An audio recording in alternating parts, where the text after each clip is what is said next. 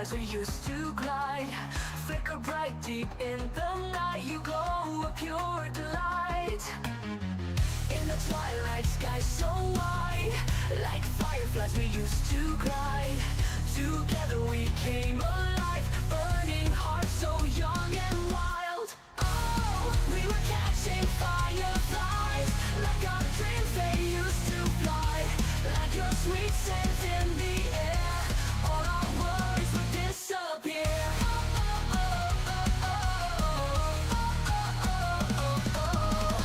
Hand in hand we ran so free, me and you unboundedly.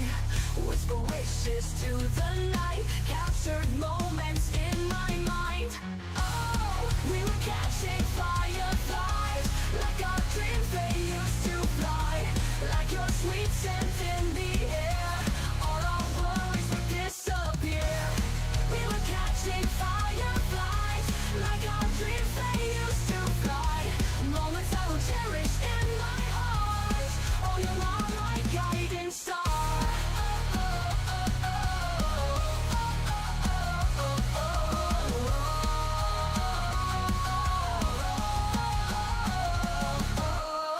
Little lights guided our way through the night till break of day. Trees of light we didn't hide, fireflies light up the sky. Oh, we were catching fireflies, like our dreams they used to fly. Like your sweet scent in the air, all our worries would disappear.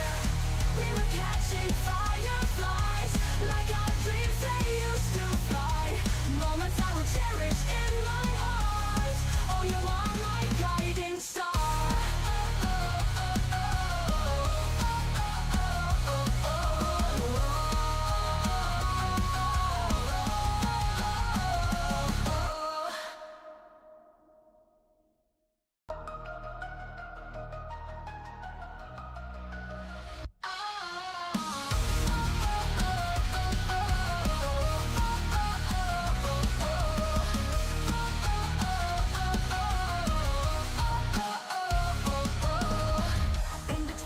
Sky so wide, like fireflies we used to glide, flicker bright deep in the night. You glow a pure delight.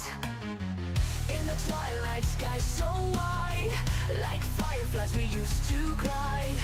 Together we came alive, burning hearts so young and wild. Oh, we were catching fireflies, like our dreams they used to fly.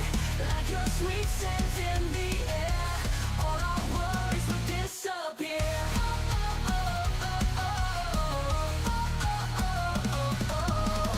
Hand in hand we ran so free, me and you unboundedly. Whisper wishes to the night, captured moments in my mind.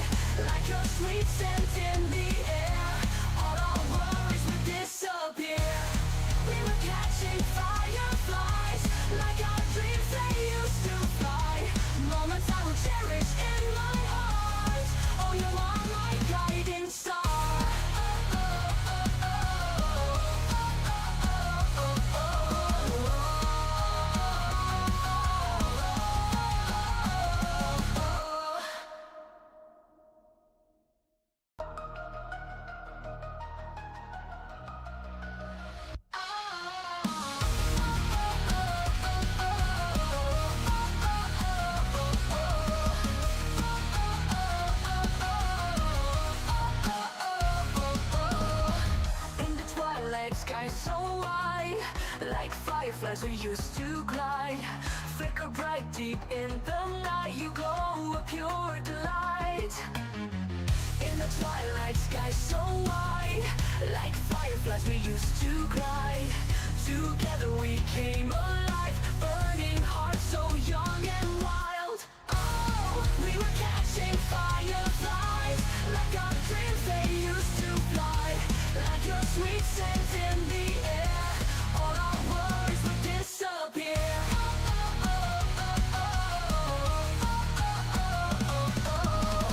Hand in hand we ran so free, me and you unboundedly.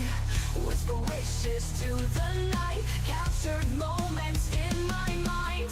Oh, we were catching fireflies, like our dreams they used to fly. Like your sweet scent in the air, all our worries would disappear. We were catching fireflies, like our dreams they used to fly.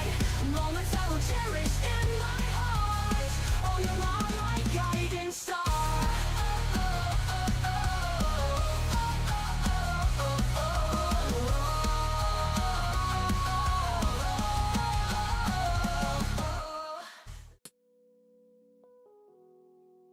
Alrighty, there we are. Hello everyone. Welcome, happy Friday. Oh, it's the weekend. First kind of welcome weekend to the new year, I guess. Probably, maybe, possibly. Who knows? Who really knows anything, right? Please, hello everyone. Hello Sam. Hello Slav. Hello Halloween. Hello Kato. What artwork was it that caught your eye? Do you mean the main loading screen, or was it one of the ones that popped up? Welcome back. Fair enough. Yes, hello Keys as well. Hope everyone's doing well. Oh, all of it. Yeah, there's some.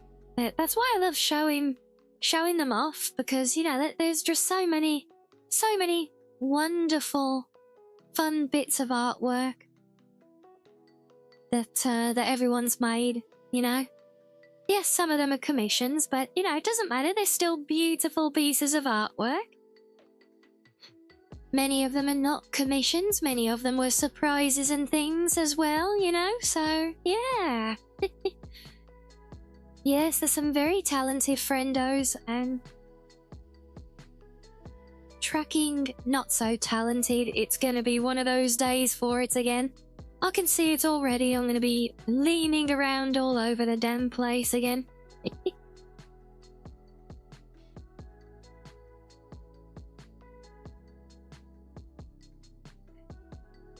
Oh, but yes, here we are again.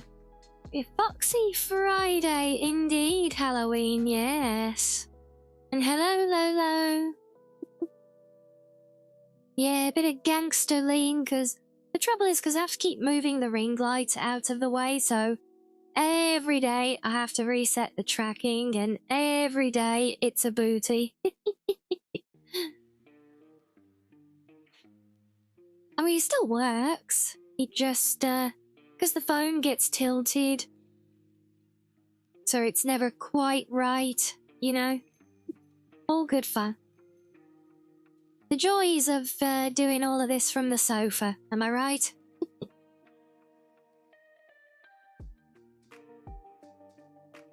Oh, I hear the pitter-patter of little paws on laminate floor in the other room. I think Madam has the zoomies.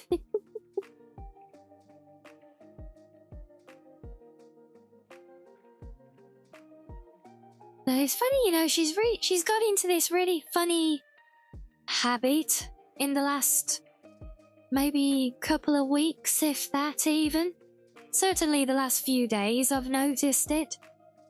She, it's like she knows my routine when I'm getting, when I'm prepping for stream now. And it's like she gets all excitable when I do. And it's like I go and make my coffee, and then when I come back and sit down, she's sat in my seat on the sofa, which she knows is it's a no-fly zone. That's my spot, not hers, you know. But she's there, and you know, she's that thing that cats do, you know, when they're hunkered down, poised, ready to pounce.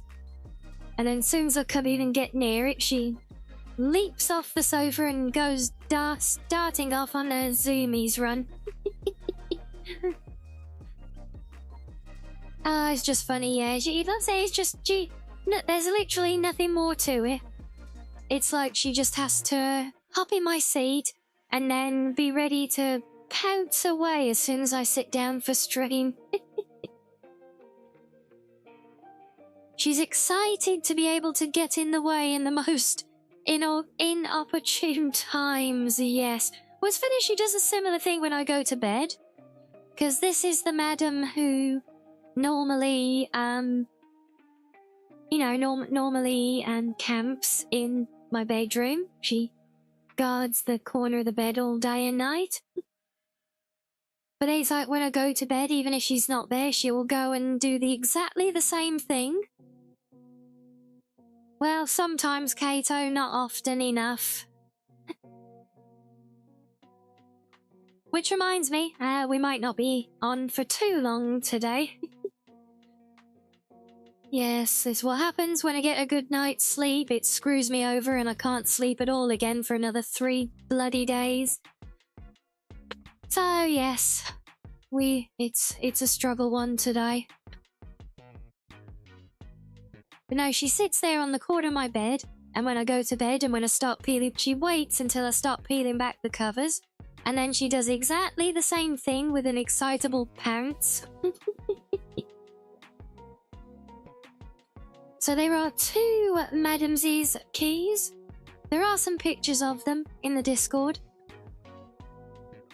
Yeah, big timey's peak annoyance time. Correct on so many levels. And hello, Arani, how are you?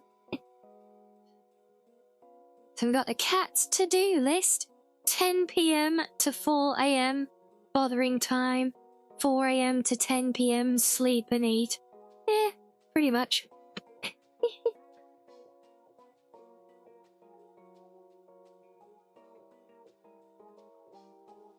Oh, see, Rinbot's on the attack again, I see.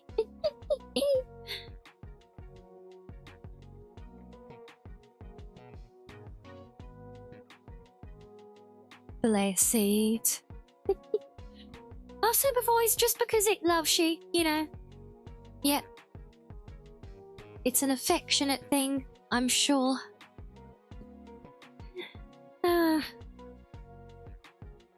But yeah, apologies all. I don't know why the Discord announcement didn't go through today. I did have a little look at the Discord bot, and everything seems to be working, so...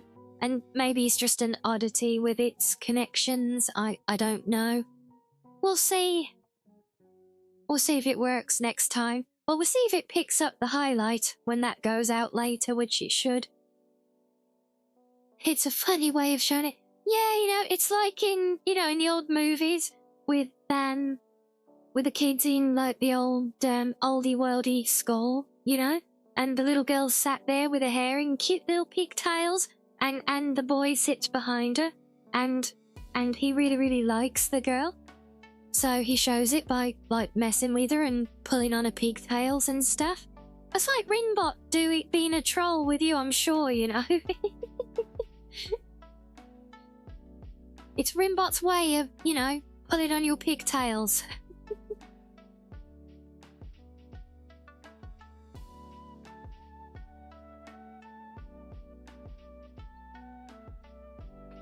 No, it is not string cord. No, not familiar with that one. It'd be similar. I never know whether I've got streamer mode on or off, to be honest with you. I think it depends which PC and which app and or which device I log in with. Yeah, these things do have their little wobbles sometimes, don't they? So we shall see. Yes, hopefully everyone still makes it though. I know I'm sure most of you will be in the habit by now anyway.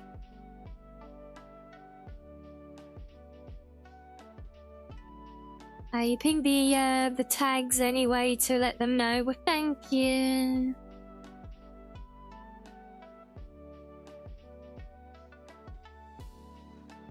Haha, nice try, keys, but nope, Seri won't flip itself. Hello, Sonic. Hello, Shiz. Welcome in.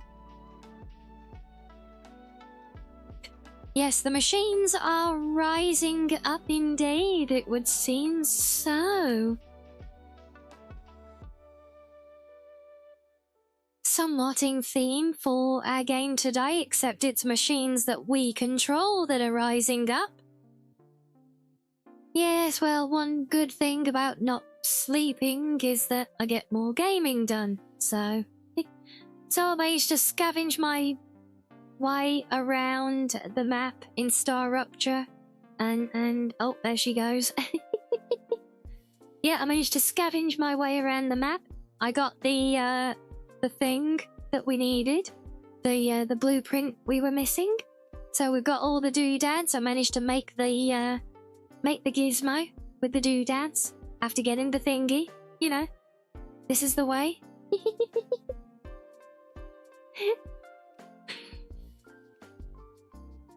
So yes, we are set now. We can finally make our way back to...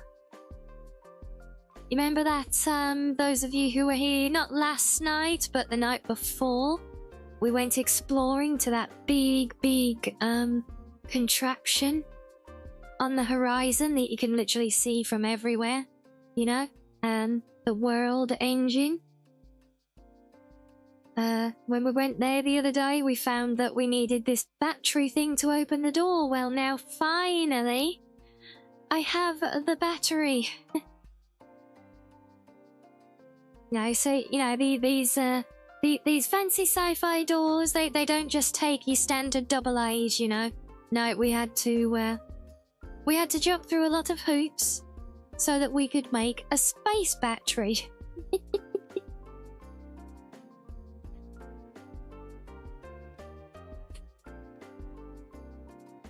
But we've got other green. I'm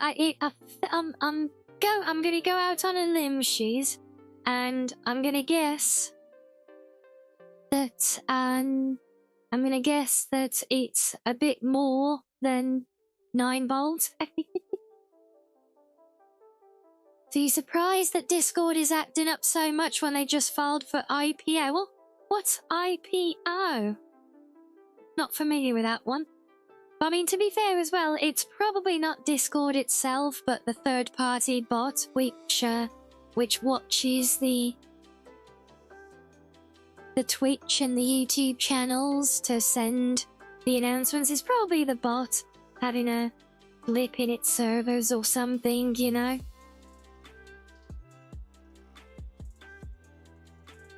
And hello, Reggie, welcoming to you. Rianni's going out on a limb. Now we get Foxy's climbing trees. Well, I don't know about that. That sounds far too energetic. So it's an initial public offering that...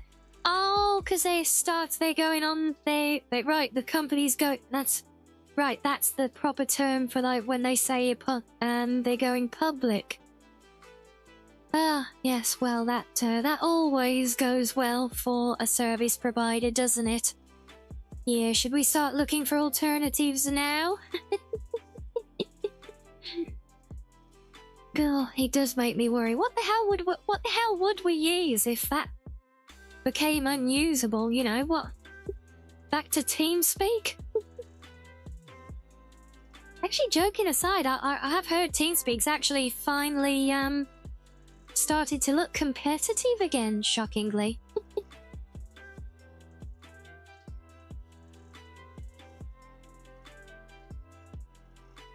Oh, you have to buy some stocks now, are you, Kaiser? I have a feeling the yeah, probably already missed any gold rush there, I would imagine.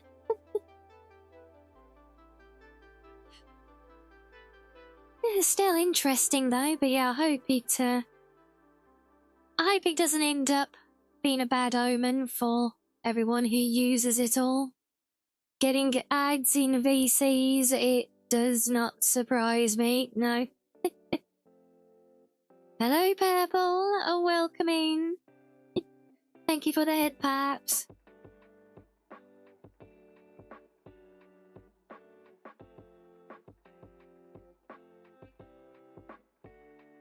You're fine with that as long as you can do the voice work. Well, you have to get onto them. If you buy enough of those stocks, maybe they'll let you.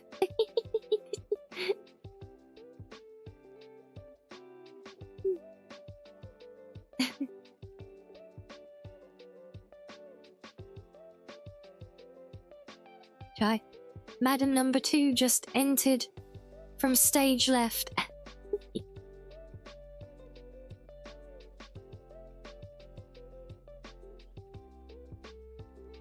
Should call them up and pitch the idea. Only if you get to do it.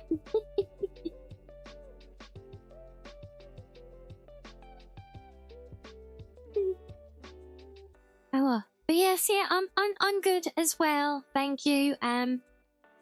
Somewhat on the EP side today, so we'll see how we get on. But you know, we have a grand adventure ahead. We're finally gonna go and open up that mystery door, hopefully.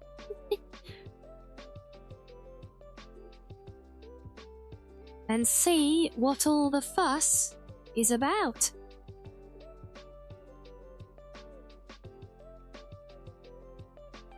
Yes, Purple, we here the other day, we went to that big facility that they called the World Engine. And we got all the way there, and I learned how to cheese the swarms of critters using the airlock. Well, we're gonna go back there. And fun fact, at least until they, for want of a better word, fix it. It does keep getting threatened, but nothing yet, thankfully. Yeah, it's not just enemies you can cheese with that. You can cheese the rupture with it as well. You can actually stand, you know, with the airlock open just over the threshold of the door and just stand there and chill while the world explodes around you in a fiery hell, you know. No, I agree, Sam. I agree. Like I said, I think if anything, I think they should just own it, you know. And if and when anyone starts kicking up a fuss, just respond to them by saying, "Hey, congratulations! You figured out the hidden law. In that there's the emergency force field on the outside of the home and that's what helps it survive against the ruptures and things." Yeah.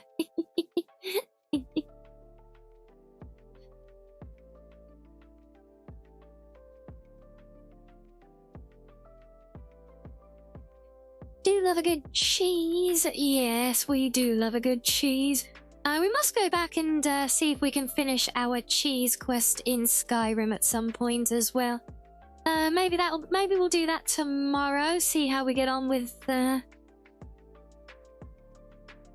we'll see how we get on with this today.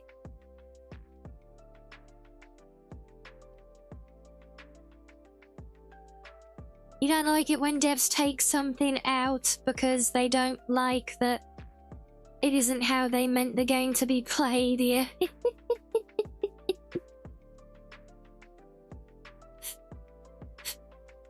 And hello, Epon. Welcome in.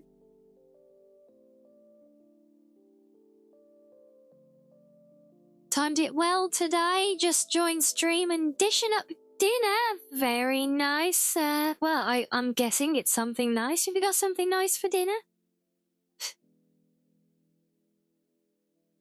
I had some... it was quite an interesting one, actually. It was southern fried chicken, but it wasn't like the usual. It was more like, I say they weren't burgers, but kind of more like breast fillets, maybe, you know? But in, you know, a southern fried style at the same time still. So yeah, they were very interesting. It was very good. I did enjoy it.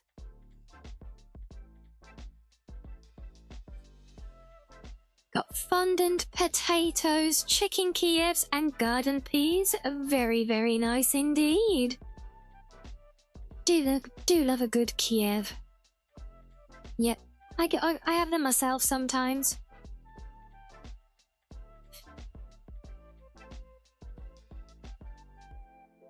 But now that does actually remind me, food and drink is something we unfortunately need to take care of in-game before we go adventuring. Because at the minute I'm at a base about halfway around to where we need to be, but I'm gonna have to go home and resupply first.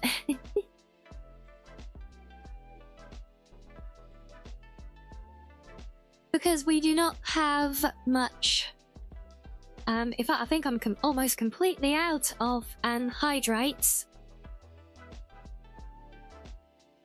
So we need to see what we can make. But yeah, we got some good progress though as well. I found a new place to call home.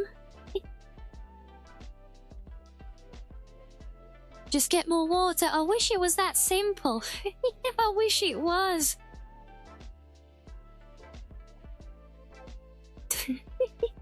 Ringbot, don't be so argumentative.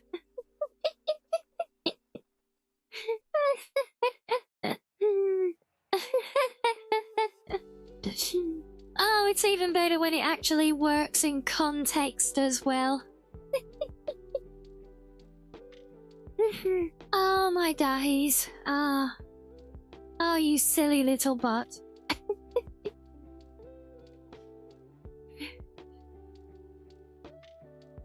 I don't know. But yes, yeah, we got... so we gotta go and get some supplies. Gotta get ammunition, weapons and things anyway as well.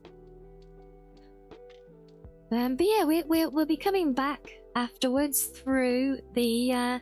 through all the new base work that I've been building. So yes, I found a new place to call home. I've now got a lovely little spot. Pretty much the perfect spot. I've got... it's a central location. I've got all of the different resources around me with lots of room to work with. But the best thing is, but at the middle of it, where I've set up the base, there's a nice little lake there with an island in the middle with some of those whispering blown trees on it. And next to that, there's some little, like, marshy outcroppings with a bunch of the foxtail flowers. So I've now got my new house built on the shore of the lake that looks out over all that. I built a really nice little home, I think. Even got a little balcony on the top and everything, so you know we can sit out there and enjoy. Well, we can't sit out there because we don't have furniture, but you know what I mean. We can stand there and enjoy a nice view. Hello, Vitek. Welcoming to you. Hello, hello. So here we go, a nice little home. I've been setting up some things, been experimenting with different building ideas a bit, doing some testing of things. Yeah, so I'm probably not gonna completely strip down Yeah, well, this is a whole new base, Purple, in a new location. The one that we've been working from is still there and working. I've added a couple of things, but just in line with progression, really. I'm gonna start building up the new one, but it's more just an end game thing in itself, you know, just to something to do to build a big fancy base, really, you know.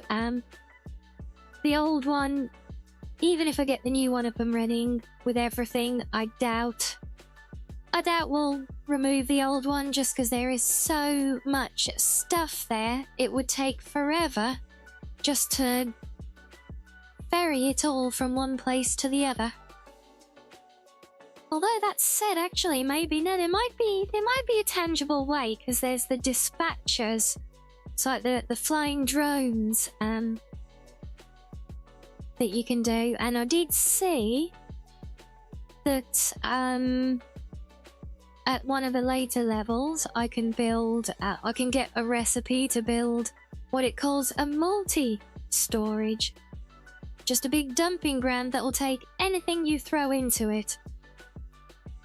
Mix it all up, whatever, doesn't care. So yeah, with those things I could actually do a reasonable job of completely moving it still. When the time comes, obviously if I try and do it now, the new base isn't ready, so I'm just building the new one. Just building the new one up and getting it all, well, you know, getting it all very trying to do interesting things. Yeah, I'm experiencing a lot with forcing all of the conveyor rails like under the floor in places, just to keep things nice and clean. You know, the same principle as we did in Satisfactory at one point, where we hid all the spaghetti under the road, you know? It's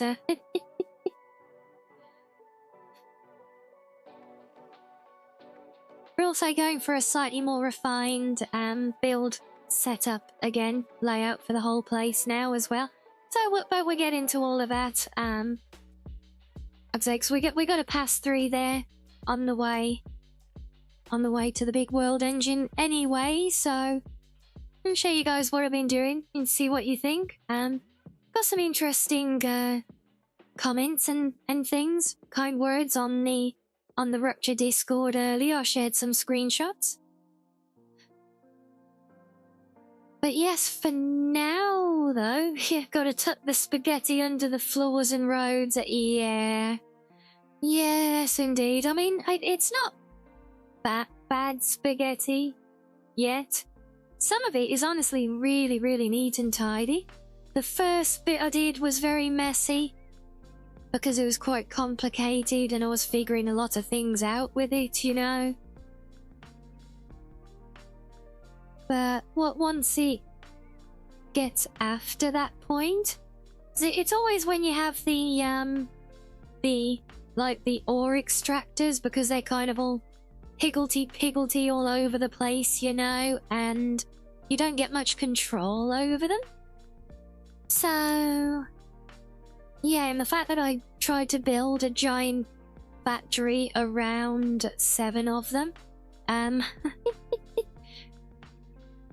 bring order to that chaos, and well, it was interesting, I'll say that.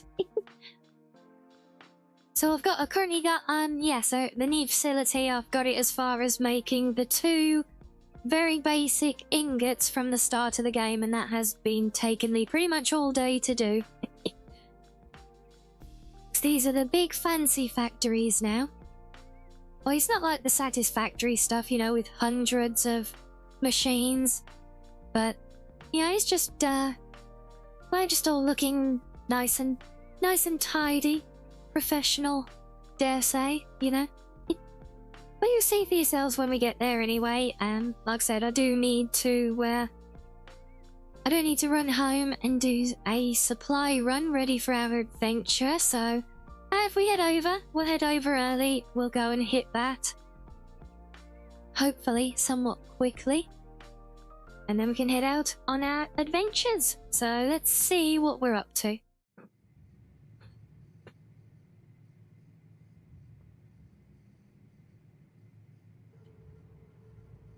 Alright.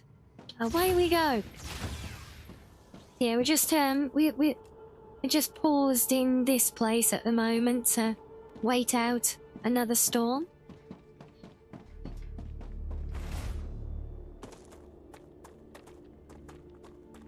So just got to make our way back to the old base.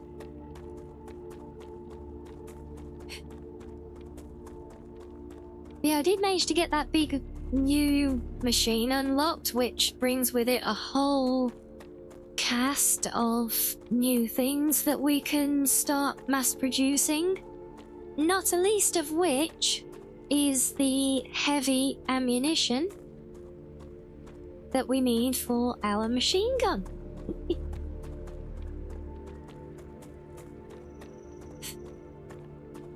And no worries. Hello, Royale. Thank you for the lurkies.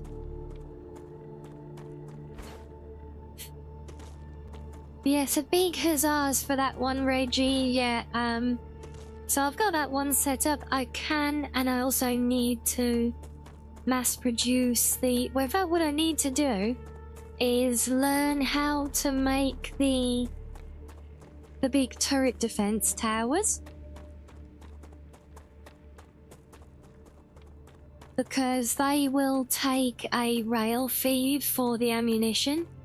And that means I can have a machine producing the ammunition and sending it straight to the towers, which means I don't have to worry about manually producing it all and topping them up every so often, you know?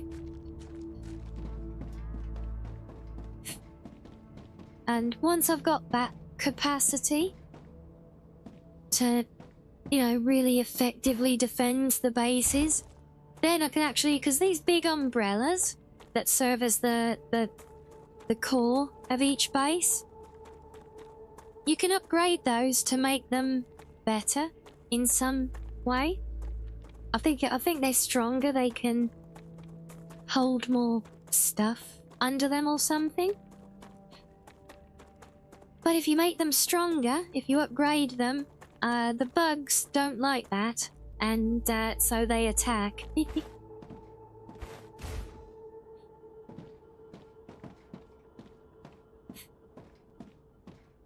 Yes, you would think, wouldn't you, that, you know, even just building enough stuff, that they would still attack, but no, they pretty much leave my bases alone. Completely, you know? And honestly, I mean, if that is the case,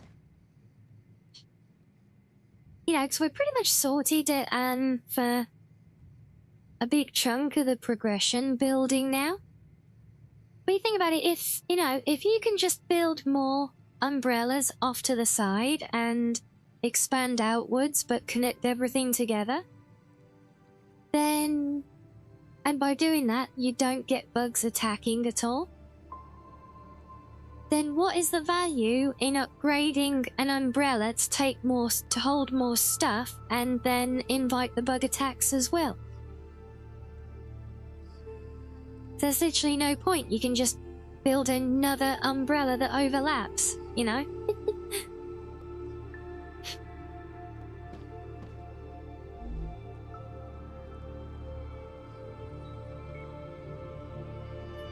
Well, you gotta head out early today, Spuff? No worries. It's all good. Hope your day goes well.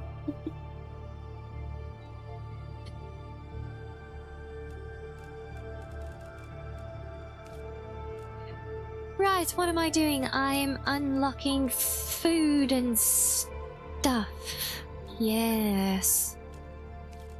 So we are starting to get a few recipes learned now, which is handy. Well, it might be, depends how useful those particular recipes are, I suppose, but yeah. With the completion list in you allow you to not fully upgrade it, well, that's another thing, Purple. I mean, but, you know, if I don't need to upgrade it to facilitate my building, then there's no pressure. And that's why I can do exactly what I am gonna do, which is just build up, and I can literally build a, you know, an entire army of turrets to defend everything, and then upgrade the towers just for the sake of upgrading them, and then let the turrets have some fun. But it's literally doing it for the sake of doing it when I get to that level, rather than having to manage it on the way, you know? So I do have to wonder if maybe there is room for refinement in that, because obviously that's not the intended gameplay loop.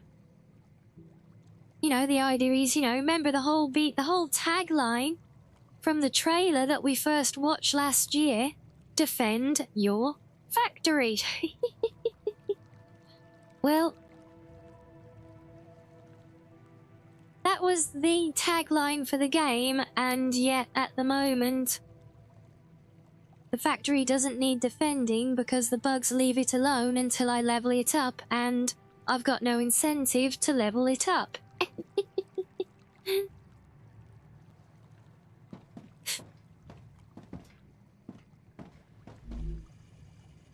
Right, nothing for that one. Yes, Sir VTech, I am indeed from the UK. Yep. Okay, let me just put everything away and we will start fresh.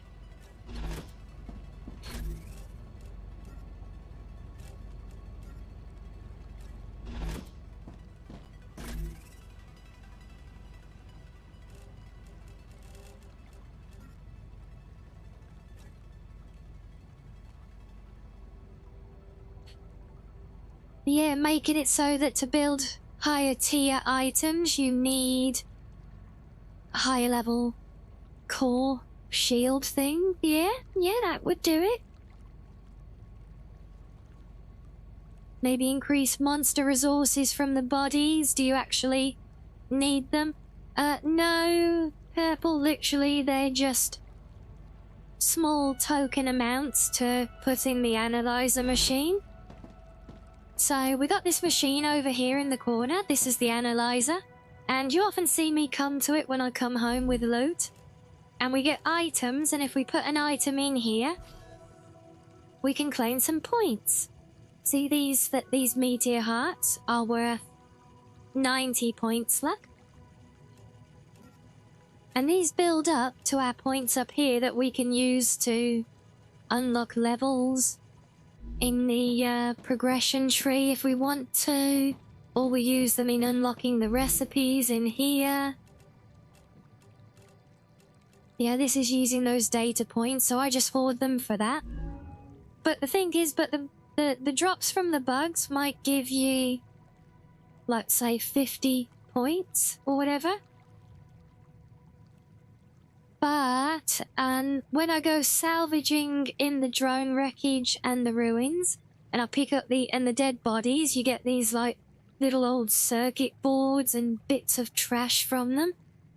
Those are worth thousands of points each.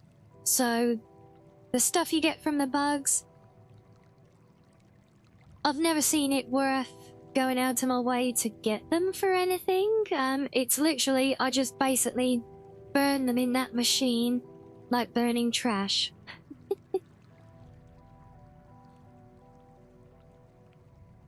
So you think they should make the base degrade every time there's a rupture and you have to repair it? And then you could upgrade it so it degrades slower or even stops from degrading. Yeah, that would be another really good incentive, yeah. You know, if every time there's a rupture, you've got to expend materials and time to get everything repaired again. That'll be a very big incentive to upgrade it.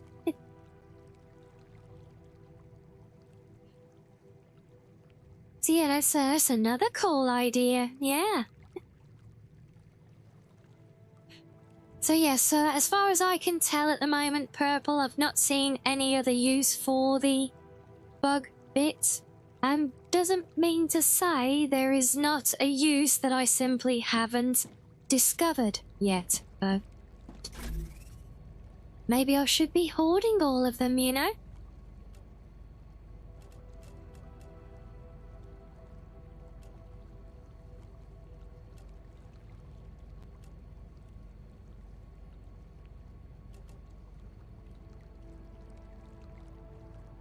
Right, we can burn those, burn those.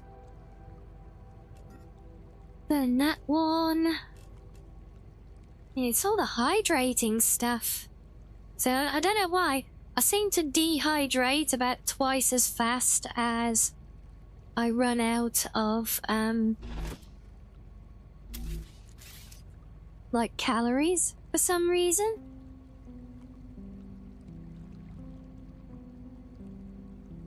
Oh, but you wouldn't be a fan of it, you know. Yes, it would be a fruitful system, but we wouldn't be a fan.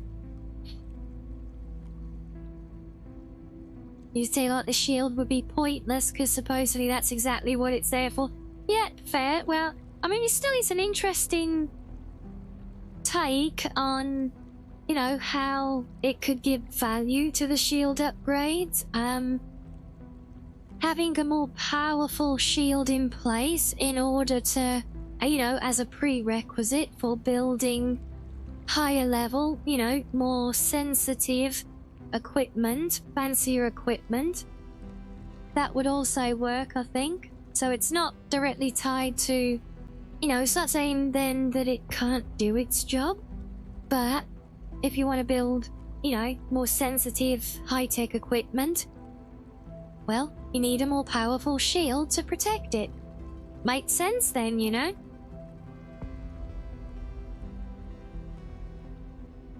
Yes, Galactic, but my whole point I'm saying is, you don't need to. Look at how much I've built here at this base within one shield. And there is space to spare. But even if I run out of space, I can just literally build another shield next to it and keep building. So there's never any value in me having to upgrade the shield. I can just build another one next to it and expand outwards, you know? That's literally the whole point I'm saying is why it feels somewhat redundant, you know?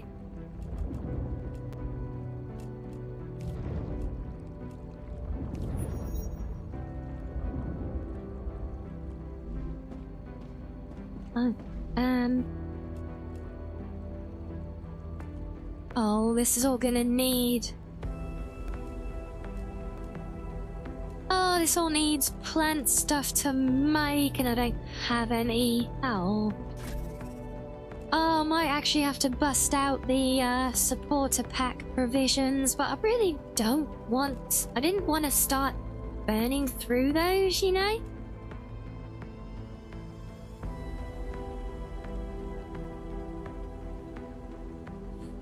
So what else I could potentially do is have maybe a really high tier suit of armor you could wear outside during a rupture. Yeah, that would be a very welcome thing.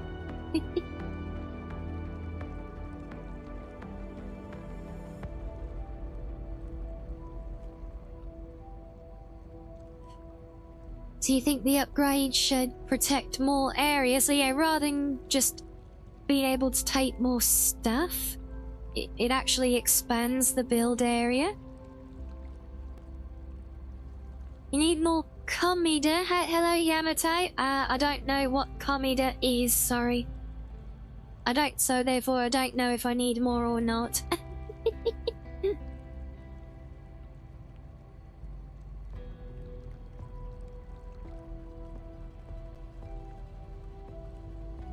Yeah, if the cap on the parts and the area protected could both be invested in.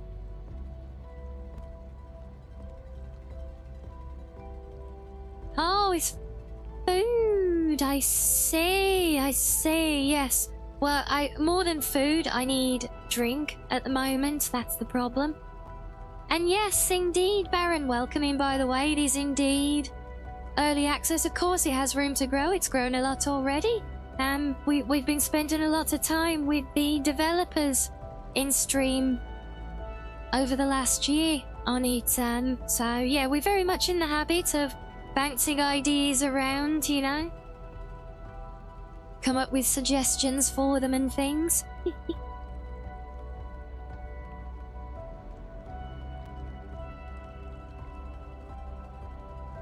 Power armor, yes, let's get some power armor from Fallout, that will do it. Come on, please tell me there are some hydro bulbs here for me today.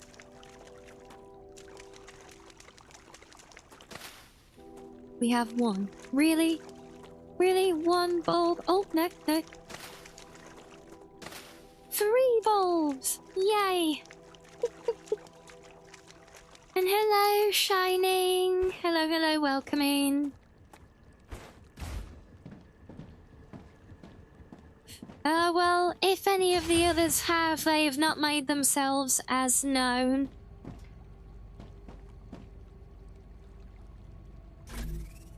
So yeah, notice it is the only one of the team that I've actually met and discussed things with. Okay, we can make some aqua chews. So we've got foxtail flowers, so we can do those.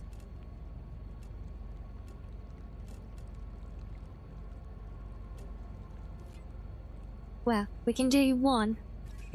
We can do one thing to give us an emergency refill of hydrates. God damn it. Oh, we're gonna have to take these out, aren't we? Yep.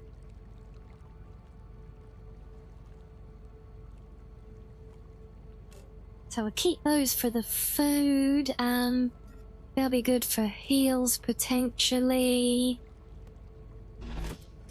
Right, let's make some space in our pockets. Let's get rid of all of them. We're not all, well, yeah, not all of them. Gotta keep the emergency provisions after all, right? But yeah, get rid of the big stack. And get rid of them. Oh, I need a bigger box. You could also see upgrades for the player inventory. Maybe some sort of packaging tech. Could have item stacks be larger with the inventory. Another different upgrade for factory buildings. Oh yes, definitely an idea. And hello, Kitty. Welcome in. Thank you for the follow. Yes, Reggie, we need a bigger box. I forgot I had so much of them.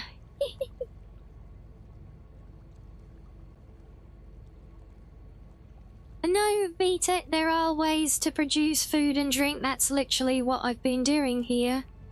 But you need raw materials, which I do not have.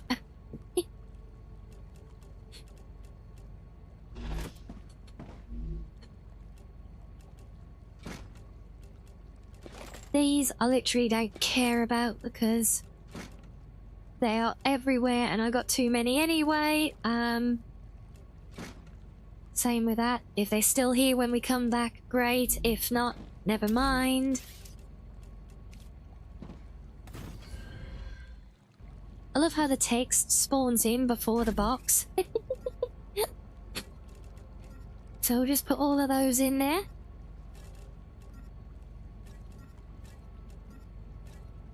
Hey, fine, don't stack then.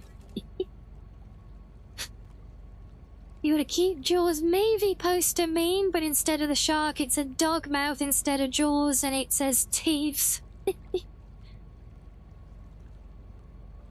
No, we like that.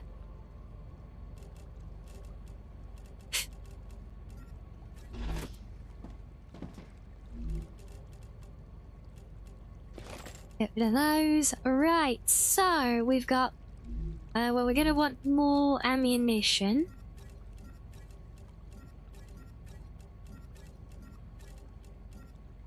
You up there, put you up there.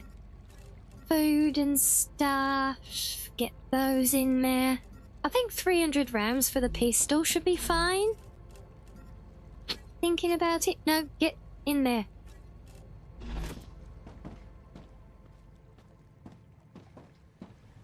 You only ever had one movie poster that was Lord of the Rings, was it? Oh. Yeah, this is the big gizmo that we were so desperate to build because this lets me make the heavy ammunition. So, I'll just take 2 full stacks of that maybe. And of course we actually need to rebuild the weapon. Again.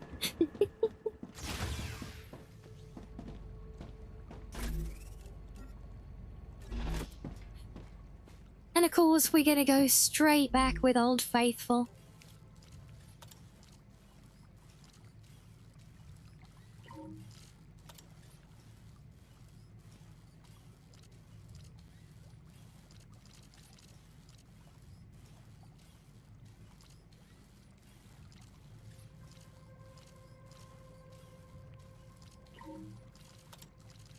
And yes, I think we'll even stick with the regular build as well. My days, is that a Drago I see? Hello, hello. Welcome in, Raiders. Stop right there, criminal scum. Nobody breaks the law on my watch.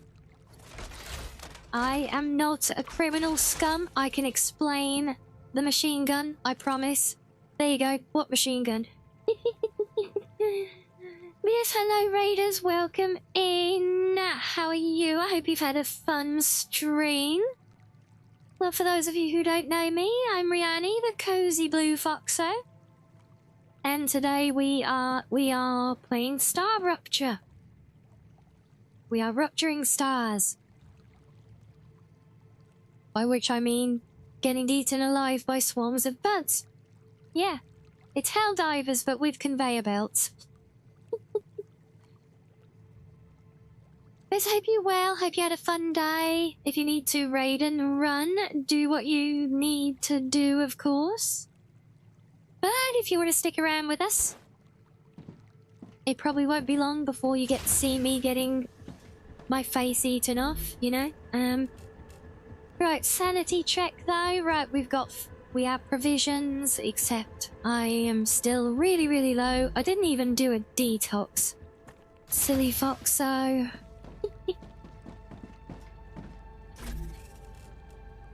I'm sure one of these does that. Yes, so we'll keep you. Ow. Hello, Drago. That's what. And thank you for that, Damon, as well. Thank you. Yes, lovely. Always nice to get the slaps, of course. What a way to say hello, am I right?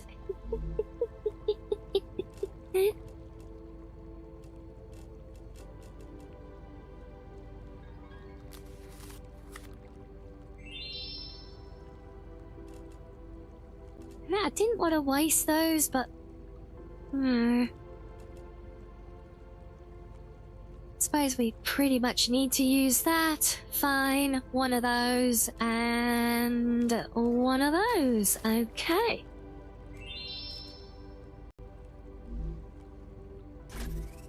And we don't need then. Right.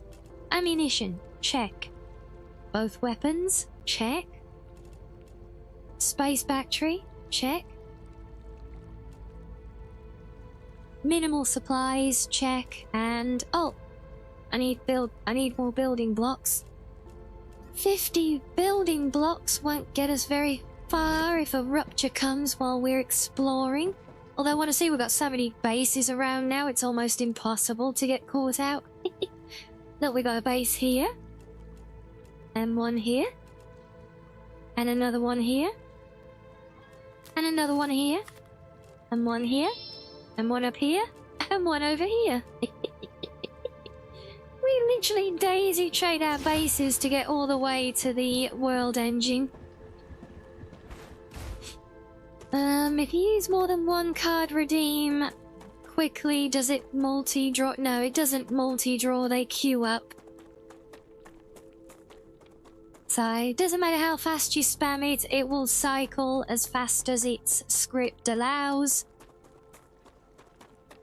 And it will just deliver however many you add up.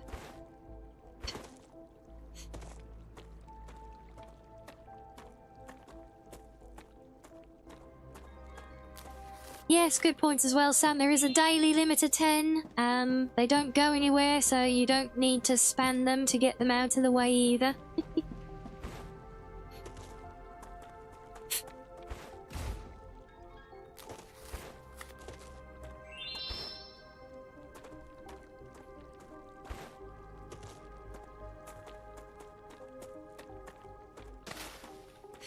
Actually, let me just scavenge around here, because if we are still very, very tight on the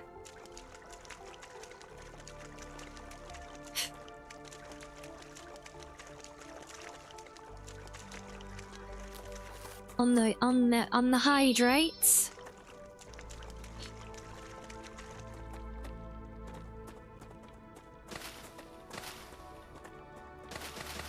Well, if nothing else, these little water balls we can eat raw for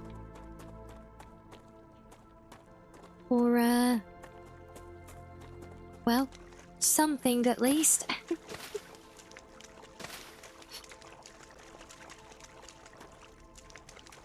Yes, there are shiny versions of a lot of the cards as well. They're the rarer ones, yet.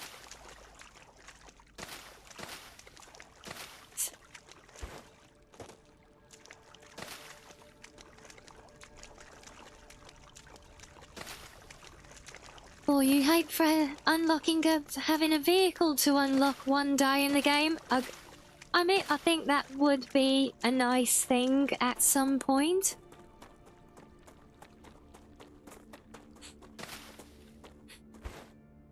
Yeah, a vehicle would be good. In fact, we were saying last night, weren't we, how great it would be. I mean, this world is just begging for a visit from Mass Effect Mako, I think. Just imagine bouncing that old lump around the terrain here. That would be so much fun. Oh.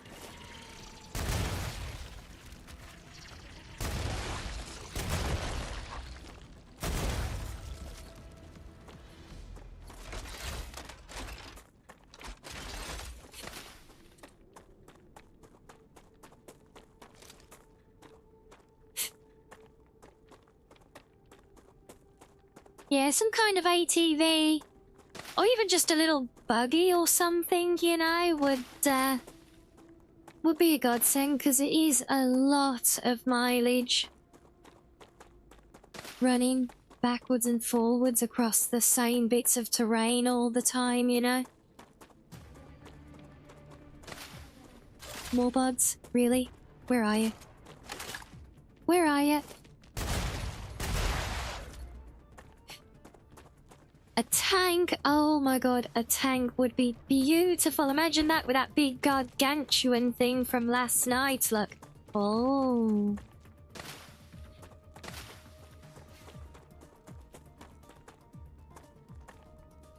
Oh my god, there's loads of them.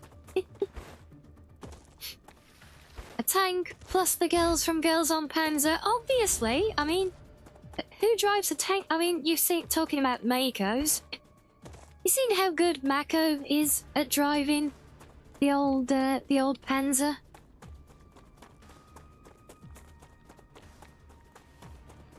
She's just next level. Physics has already proven we can ride on top of floating objects, even if it was a glitch, the engine allowed it. True. Fact. Right, if any of those buds are stupid enough to follow me, the turret should take care of them.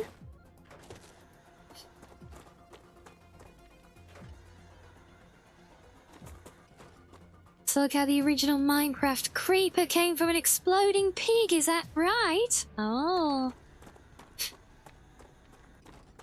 Oh, here you are. Look, this is the first of the new building, look, so I'll show you this. So this is what I'm doing now. Look, we're making everything super clean and tidy now, look.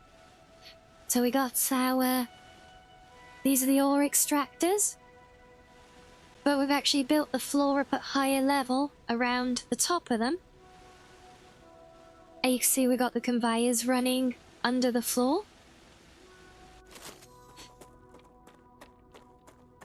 I actually even managed to build this actually kind of awesome looking hallway here.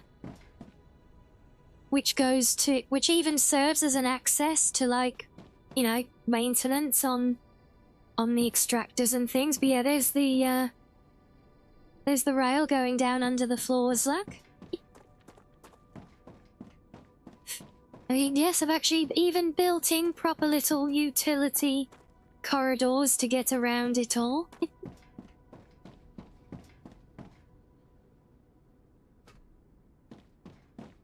Sadly, not much to do in terms of decoration for now.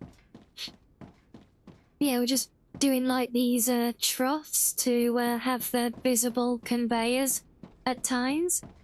Yeah, just so we can keep an eye on them. Then this one.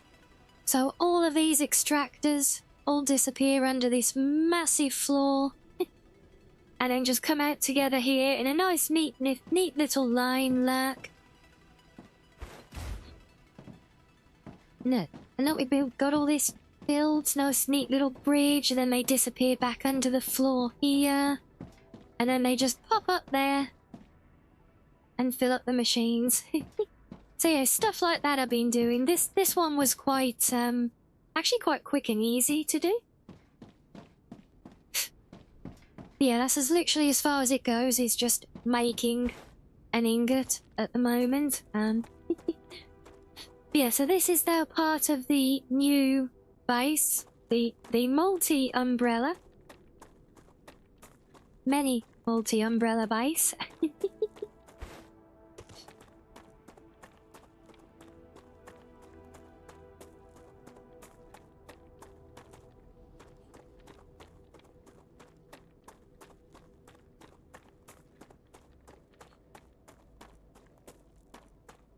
Right, may as well, while we've got the respite, I'll show you guys my new little zen home by the lake. Because even with the serious limitations in terms of building and decor here, I'm kind of pleased with what I've been able to do with this one. So we're actually coming in, this is the back of the property. There you go, that is our lovely, lovely home.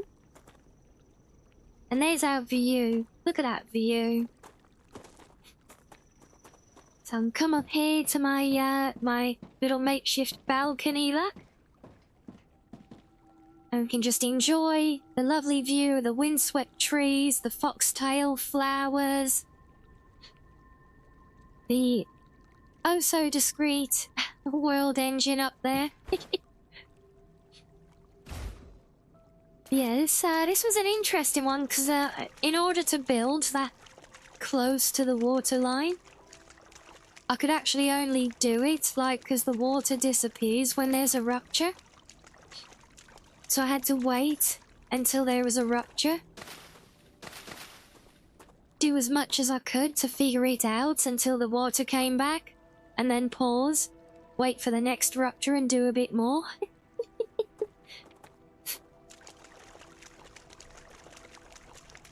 Yeah, see, a lovely little view. I really wanted a view looking out over a lake with the foxtail flowers. So this view here is what sold me on having this area as a new base. But I haven't done any decorating. Well, I say decorating. I haven't filled up, I haven't built any machines here or anything yet. Just, you know, the ultimate This is the observation room. And yes, all of the lake, all of the water, the lake gets all dried up when there's a rupture. Burns it all off. So that all vanishes. Yeah, but this view right here, this is why this place was built. Where it is and how it is.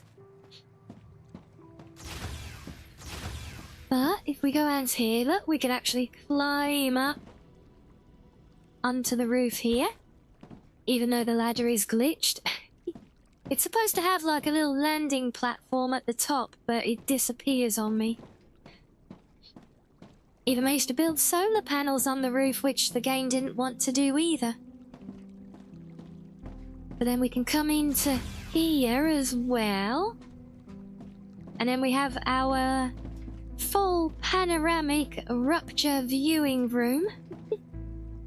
For those days when we are here with time to spare to come climbing up here.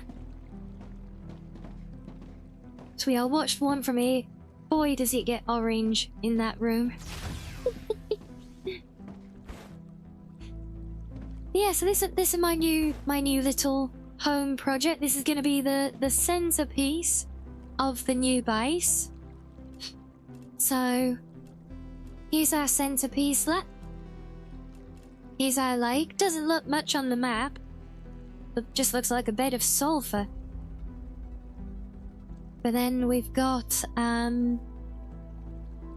so the ore extractors we just came through, they're all the way down here. We've got another one, another bundle which is part of it, which is up here. So we're literally taking like pretty much this whole area on the map is going to be the entire factory.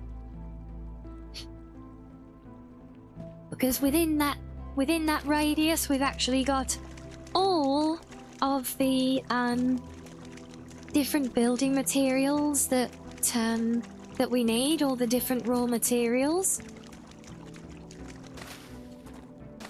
At least all those that are in the game so far that I know exist.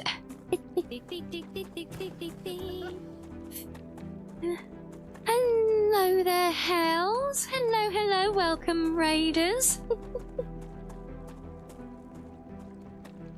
Oh, and we're on cooldown from Drago's raid. We might need to... Can we get a shout out for Hells, guys? We could be so kind.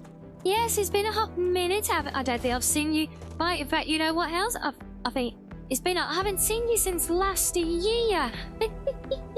It's been a whole year. If you like.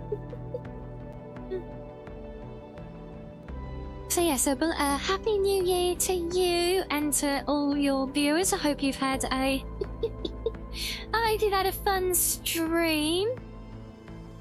I think I did see you were streaming earlier. I was poking around when I was setting up and I saw you were on. Was it you doing a game demo, was it, or something? I didn't get a chance to stop by. They're always fun though. We doing we kinda similar. This is a new early access release game we're playing called STAR Rupture.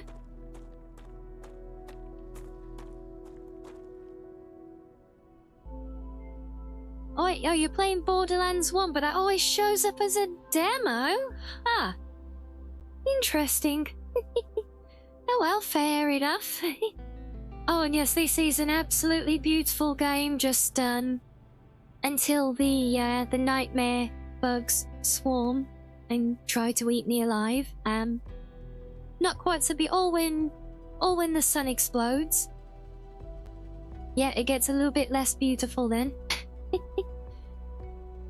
Yes, it is a stunning game. It's like a survival crafting automation thing. If you're familiar with Satisfactory, games like that, except this one has a healthy dose of Helldivers in with it as well. So we are just going off on a grand adventure at the moment. We are going to that big thing on the horizon, peering over the mountain there. But I was just, we're just coming through my, my bases that are built. This is the other one I was telling you guys about earlier. The insane amount of building, 10,000 building blocks here. As in, these things, the currency. Yeah, about 10,000 here. Getting all these bloody floors and pillars in everywhere. All for 7 smelters. But all that luck, all the messy rails, conveyor things, look, they're all buried underground now. So it's all out the way and keeps it nice and pretty.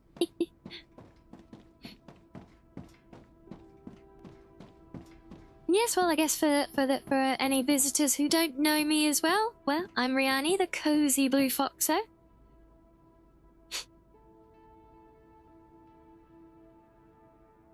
How many times are you going to smell her? Huh?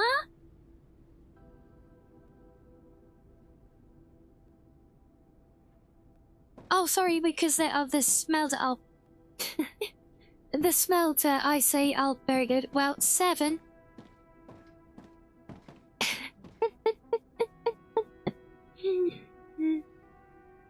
You got me again, damn it.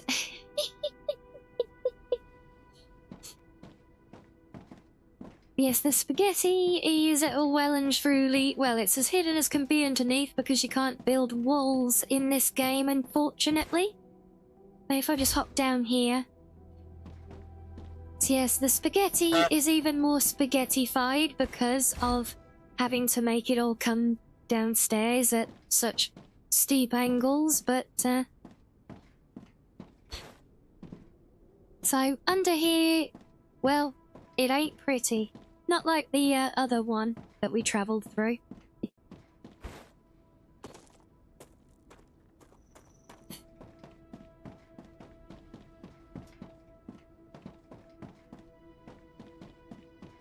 Feels like you're in cyberspace, what? Because of like all the RGBs? I mean, these are like RGB factories, to be fair, you know. Right, now maybe I need to check our next base is actually straight ahead. We only got one there. Another that one. I thought there was a second one. Or maybe we got rid of the second one? Need 'em making biscuits, they're a maiden. RGB factory, so they work 15% better. Absolutely. Yeah, you know it. Okay, there's our home. Right, there's a... Oh, and there's a wave warning. Can I find the drone wreckage very, very quickly on our way down? That would be super awesome. Where are you? Where are you? There you are. I see a shiny box. See, even the salvage is RGB. Yeah, now we gotta hightail it down here.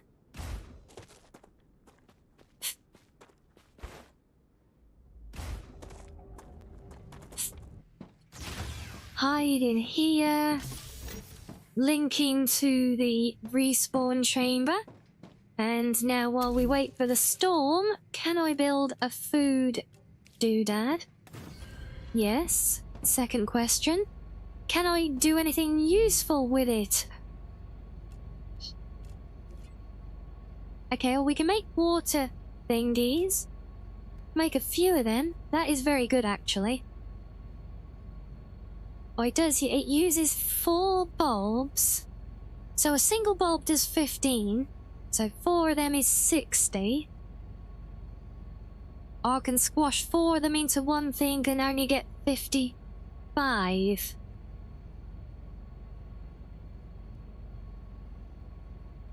And that's a benefit because...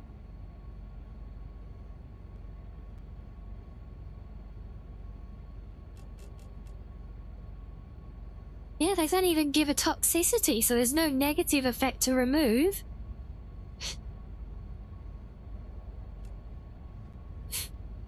Need to up your RGB maxing? Yes. Yes, you may be right, but we do what we can. Right, what about these? I can make a couple of these. They give healing as well. Okay.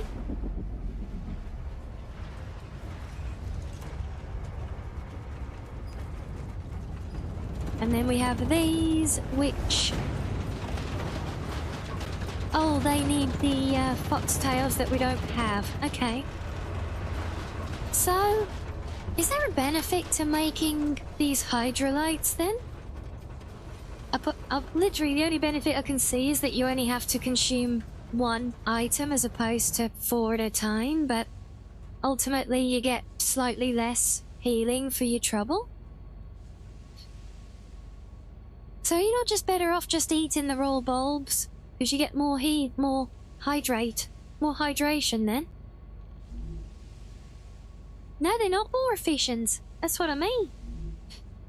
It's just simply, these give 55 hydration, and it takes 4 bulbs to make one. A single bulb gives 15 hydration,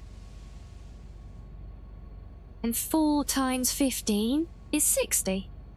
So, eating 4 raw bulbs gives more hydration than condensing them into the thing. So literally, the saving is you just click once. Right. I think I'll keep the bulbs. As for how many hours I've got on this game now, VTech, well, on overall in-game we are about 46, 47 hours on the whole playthrough. The building stuff we looked at on our travels just now, the 2 big, like, fancy factories, that's just, like, this afternoon. So, less than 10 hours on that building specifically. The usual way it studies processing allows you to spend less resources. Well, yes, you know, because then there's a benefit to processing, right? Make it last longer. But, it doesn't.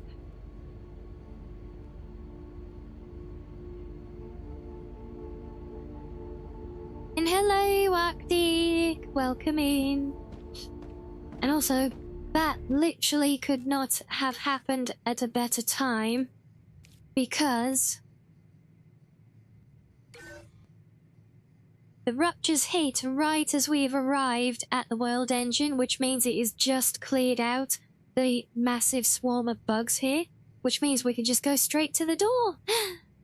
Oh, isn't that beautiful? I love it when a plan comes together. You see, guys, this is why I stopped to give the exact guided tour details that I did of the way, so that this would fall in line perfectly for us, and then we can have ourselves a little stretchy break before continuing, so that we're good to go, and hopefully there's some adventure beyond this mystery door that is worth the wait. So enjoy some fish, guys, and we'll hopefully find out what comes next in a few moments.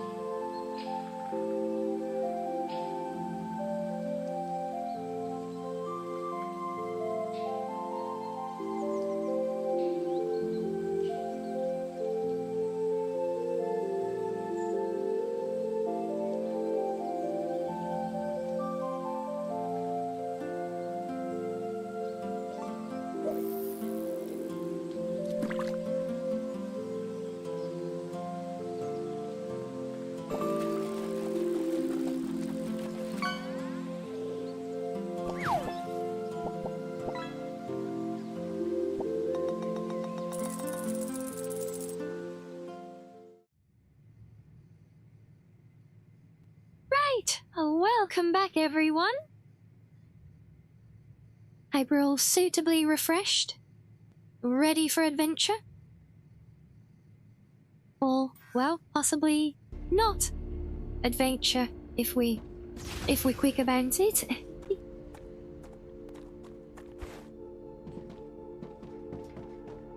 Because the star has been very, very nice and debugged the entire place for us. Look at that, so peaceful. He didn't move. Well, that's not moving. I definitely place value in not moving as well.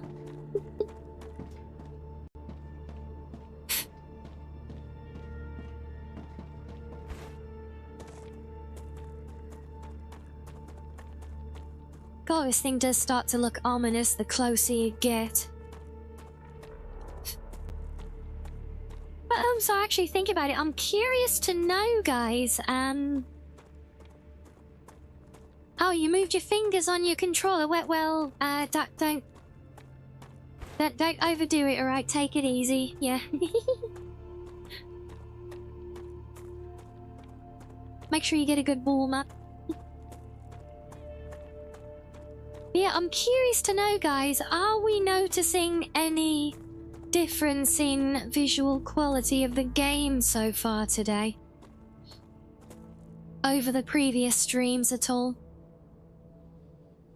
Also, just for the sake of it, I'm gonna do some trickery with my model today for this one. Because we do have lots of fancy pretties going on with this. Where is it? Not that menu, that one. Helps if you look in the right place for things. Shocking. I know. Oh yeah, there we go. I can have my outline. And we click that one. Should be there, I think. Yep, that looks right. There we go, immersive lighting. You busy writing sassy stuff? Oh, you still got some screen tearing? Interesting. I'm not seeing that at all. No, just asking if we noticed any difference because, I was previously playing the game when we looked yesterday, if you recall. I was playing in, full screen windowed mode with upscaling from 1080p, but now we are in full screen exclusive mode at 4K native. And I'm also using a reshade, which you can see a little bit as I toggle on and off. It's just making things a little bit more vibrant, but also tones things down a little bit. Basically, it's basically just like an HDR effect on it. It's a very simple one, subtle effect, you know?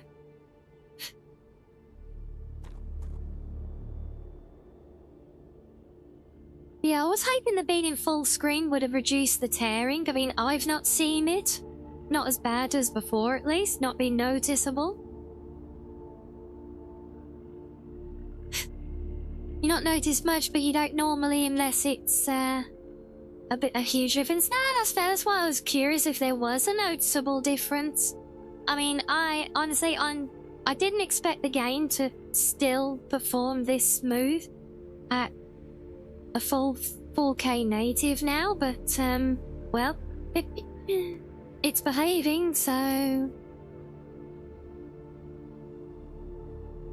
I'm not going to complain.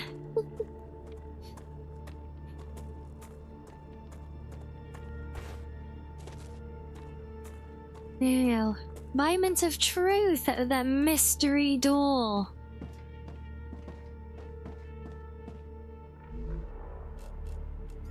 Here's your battery. Bloop. Ba ba ba ba ba ba ba ba.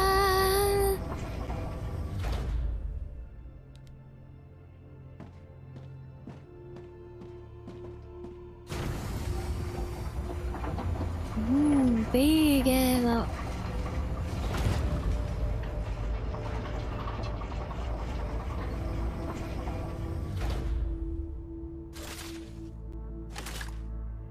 Surprised I don't already know what's in there. Well, you remember we first found the place, but we had to jump through, you know, all the stuff we were doing yesterday, exploring, looking for those different blueprints, was to unlock all the recipes to then grind the progression on the tech tree to unlock the parts that we needed to then flood in massive quantities so that we could make that battery to open the door. So yeah, this is my first time seeing this. Oh, we have exposition. Let me get the voice back.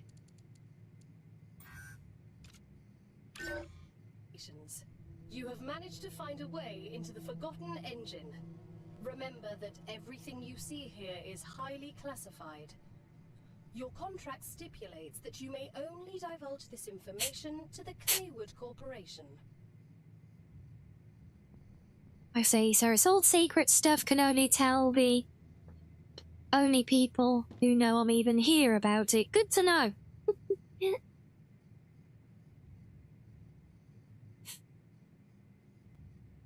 And yeah, no, you missed some of that, so yeah, no, that's all good. Yeah,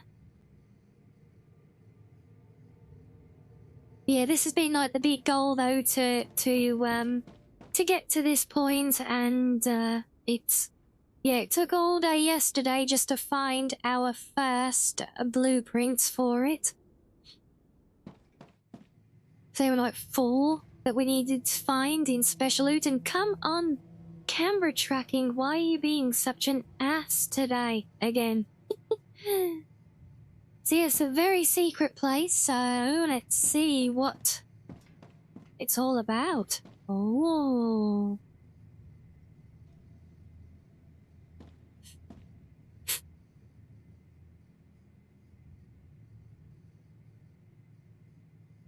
So you playing 1440p, can't wait to start playing this. Yeah, I think, I know a lot of people have been very pleasantly surprised at how well the game performs. So I'm running literally everything epic settings now in full 4K, and it's honestly being lossless so far.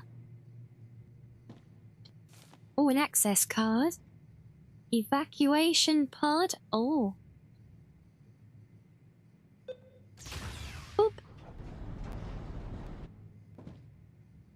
it's a sneaky loading screen.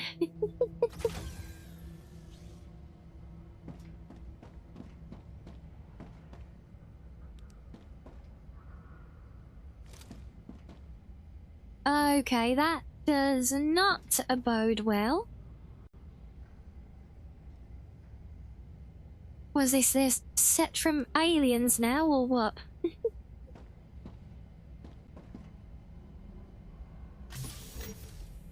Oh good, so we can claim a regen chamber here.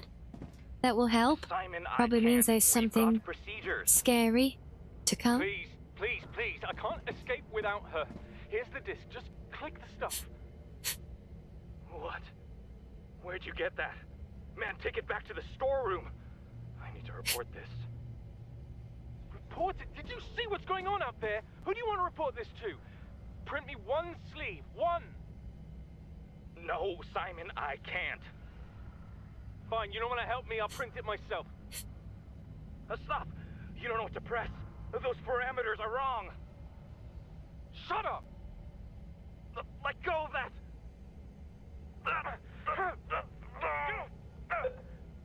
What did you do? The Rupture is in its stable stage. The climate of Arcadia is returning to normal. I think I'm gonna be sick. Kill it! No, no, I can't! What the hell is going on here? That does not sound good, does it?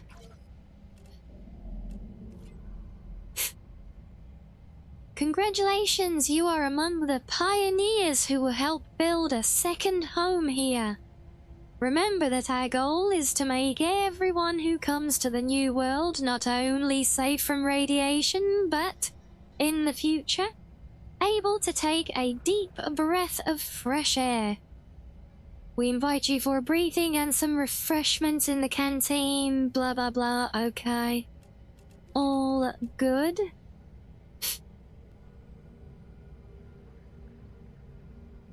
And that looks like a lot of conversation.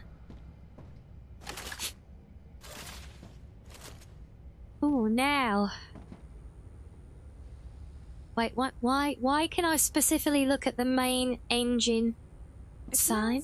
Musty, but it's good not seeing Ruptura for a change. And it's nice and cool in here. Do we know why it's not working? Okay, right, yeah, let's turn off all the voices in our head again.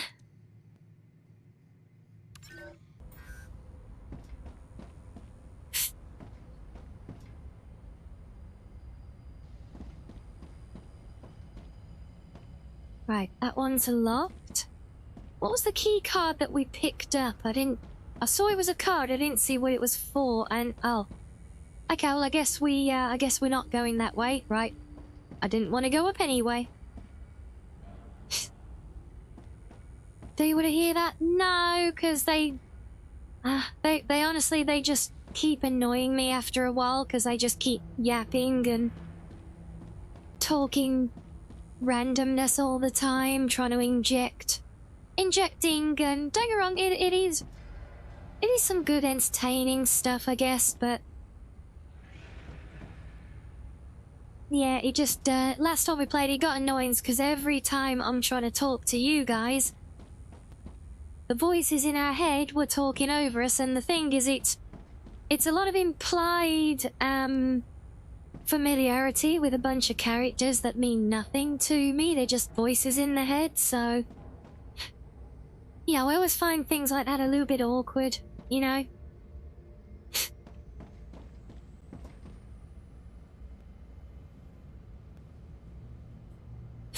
So, come on, where's the... Right, you are here. Here we are. My god, this place is huge. Santos PhD office, testing room, main entrance, lab storage, looks... Oh no, that's the lab storage. Lab, disk storage, control center. So I'm assuming we need to make our way through everything to get to the control center, and it looks conveniently like there is only one clear route, ultimately.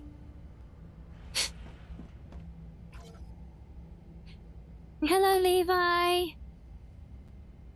A code of red exobiological beings inside secure key areas. Don't let them near the main engine. Well, we can guess how that works out for them all, can't we? So you often mute your games? Like, you like fully mute them? Just listen to music while you play, or do you just like turn off a lot of the extra sound stuff?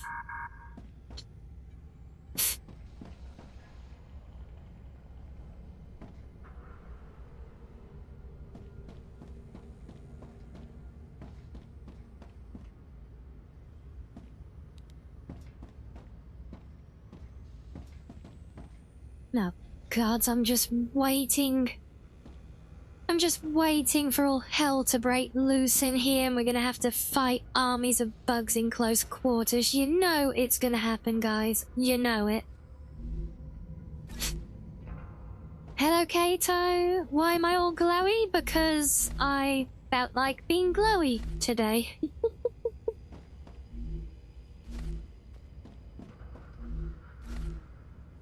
Oh, can I not leave the rifle? No, denied!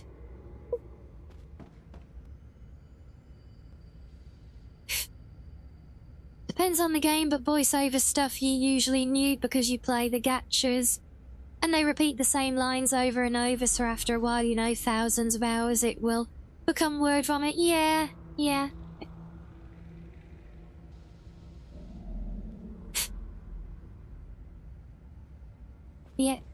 But in that case, I just decided to, since we're exploring and we have lots of fancy lighting in this place, you know, I thought I'd play with my my dynamic model lighting. And when I do, because you know, if I feel like when I do, I need to put my outline on, so I look like a manga character. So, because otherwise, you know, might all blend in so seamlessly because of the dynamic lighting that you might mistake me for just being part of the game, and you know, we don't want that. So yeah,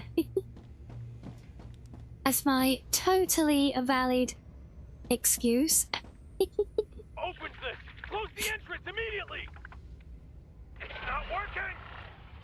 Manga Fox, yay!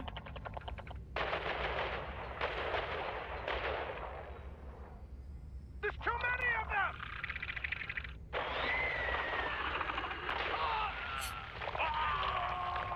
Sounds good to you? Well, whatever we're listening to does not sound good to me. Blow it up! Blow it up! Oh boy, yeah.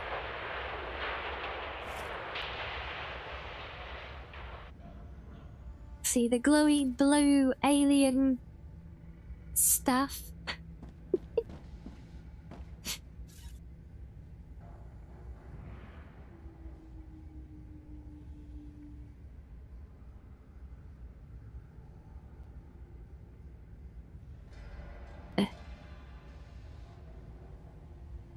Well, somebody had a bit of a temper on that one. Probably for the best that I don't read that one out with all that colourful language.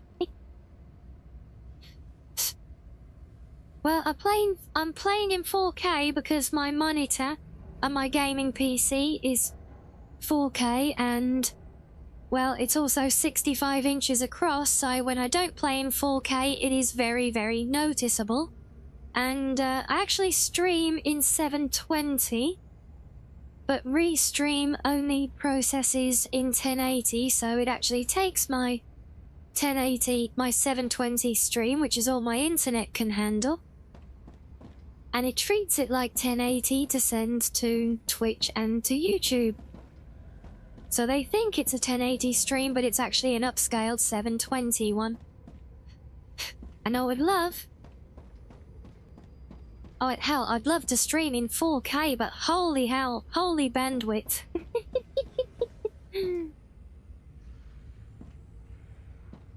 That would be a very, very... You need so... I mean, honestly, Twitch and YouTube can't even handle 4K streams. Twitch has experimented with it a little bit.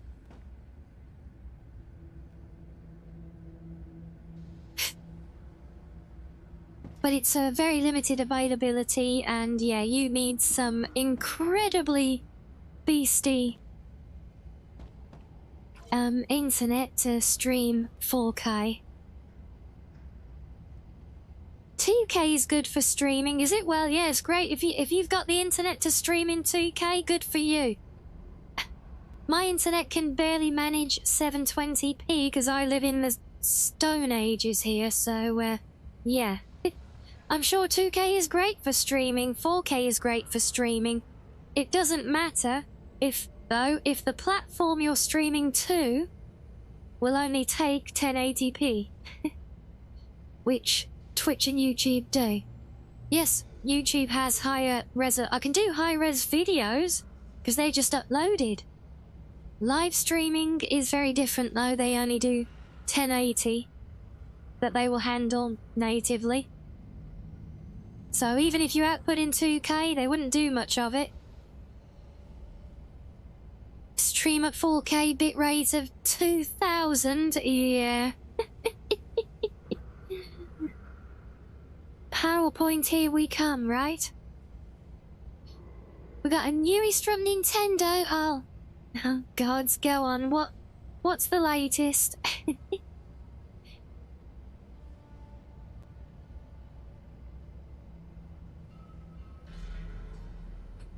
Also, hello Anubis, welcome in.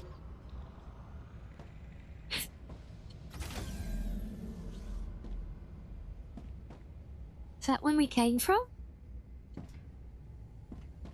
Yes, it is. Okay, right, that good. I'm not lost yet.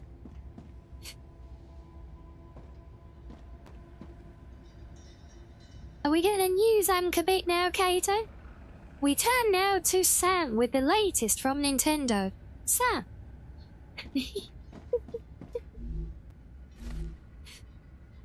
They just announced alternate colour Joy-Cons, which when connected you can't even tell they're any different colours, and they're $100. Oh boy. I'm surprised they don't come with a monthly subscription as well. Infected. But yes, here's a thing completely no different to the thing you already have, but in a different colour. And it will cost you a lot more money, and you'll never really own it. You're welcome.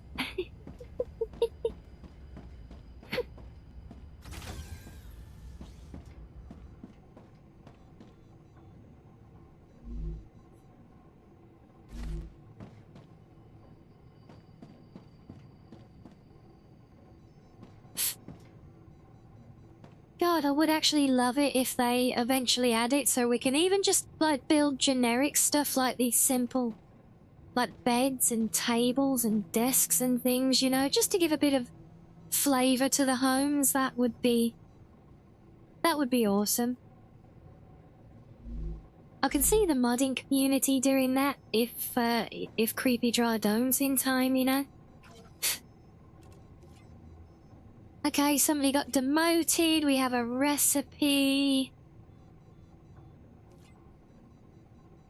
We have questions and the same welcome message again. Oh yeah, sorry, I forgot to add Nintendo's now bow down to us, peasants. Yes.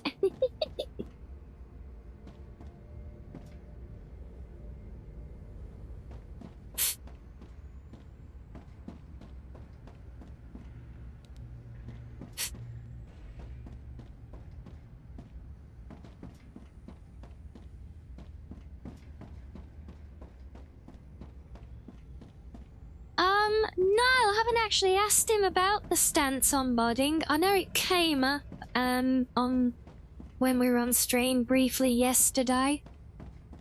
People were saying like how, yeah, you know, yeah, Nexus has already got a mod page for it, and it's like, well, yeah, it's a game on Unreal Engine. You will literally see the same basic mods pop up instantly on every game that appears. It's always the same things, you know, some basic tweaks and stuff, you know.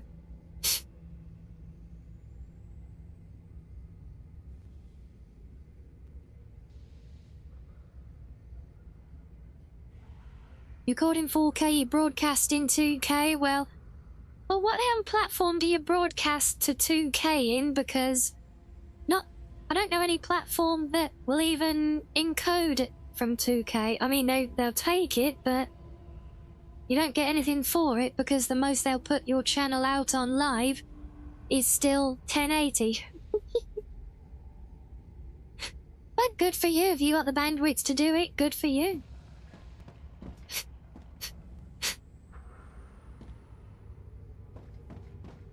You remember the Nexus talk? Yeah, so we had there was the mention of it, as I was saying, but yeah, I didn't actually take prompt from that to ask Nell what the company's stance on modding is. I think I've said to him before, though, about, yeah, I recommended that they embrace the modding community. In fact, I did. That was in my very first report I did on the playtest, in fact, about adding mod support, embracing the mod community. I don't believe the IRO would leave us here to die. Only emergency lighting is on. That's good. You place the bodies of Assetti or Joy-Cons According to Dr. Vaughan, to make them into a NES color scheme, but when you attach them to the system, the controller screen shows the original colors, so you modified the Joy-Con firmware to actually show the custom ones on the controller screen. That does sound pretty neat. They're close. I'll try to get to the lab at the other end. Sure as hell sounds neater than whatever gurgling was going on behind that door back there. Where do you send the reports you've made about the game? There was a specific email I was given for submitting the playtest reports to, so I sent them to that, and also, I sent them to that, and I sent them to Nelt directly because obviously he was with us capturing his notes from the VOD at the same time with the timestamps, so I basically copied him on the report that I sent to the primary emails, just so he had an easy link to the reference with his timestamps for his notes on them.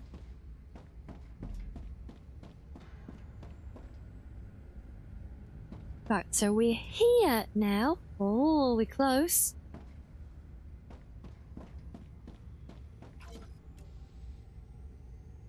Control centers cut off. Along with a power outage, the way to the main control room has been cut off. Don't go in there until the situation has stabilized.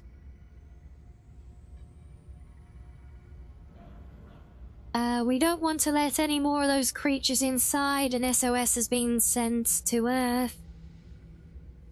Right, okay, so the place is cut off. Oh dear. Oh, that poor bugger got squished in half by a door. It's the classic sci-fi trope, right?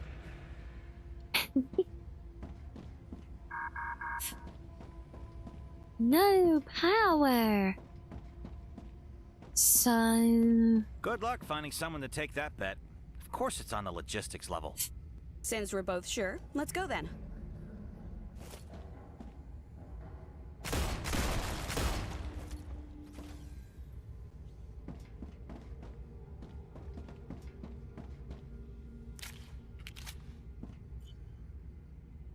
Yes, you remember it? I think it's still quite buggy.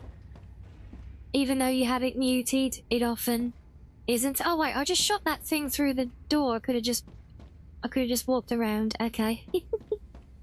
To a lens station, a weapon station, health and safety instructions for a food station, which isn't even here.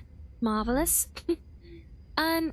I didn't even think to check on my lems, actually. Damn it, I could have installed new lems when we were back at base. And I haven't looted any, so never mind. But while I'm looking, look, we need food and drink again. What do we got?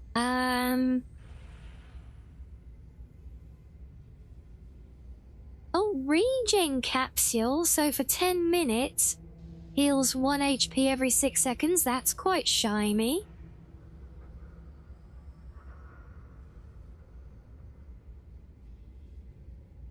So YouTube allows for streams at 2K, does it? Or at 1440p? Yeah. What? No, fair enough. Well, at least there's one advantage to them over Twitch, at least, I guess.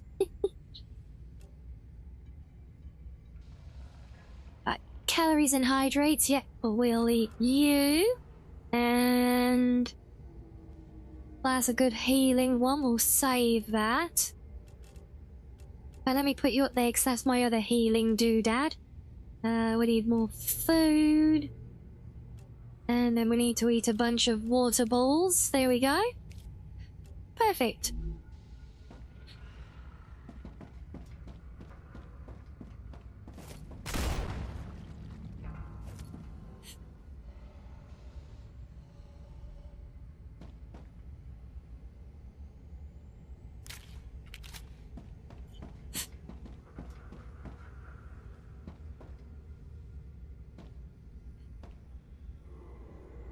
Okay, staircase north. So I think this way is the blocked corridor.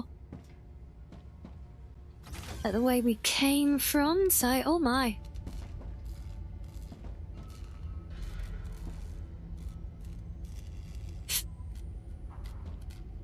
Oh, so you know how this thing is. Yeah, this is all inside the world engine, yet. Yeah, you know, so you know how the setup in here is like, oh God, I always forget the name of that. The victims deserve our respect. Sci-fi show, and ask me why that one dialogue line was not muted when the rest were. Yeah, it's that show where like everyone has like a disc thing in the back of their neck, and you can download, and your body is like a sleeve, they call it. Anyone remember that one? I think it was on Netflix as the live action. There was an anime spin-off as well. I always forget the bloody name of it. Had a solid season 1, petered off in season 2, usual, you know. Thank you. Yes, Altered Carbon. Yes. So it's the same premise here, which is used to explain how we can respawn in the chambers when we die. It's basically using our backup disc. So this room is where they stored the discs for everyone in the facility.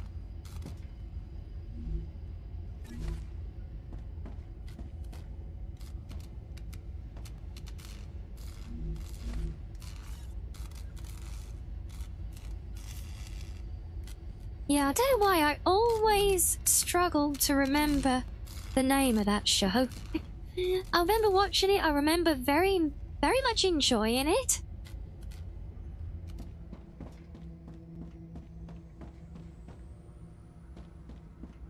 It's a whole other route down there. I don't know which way I want to go.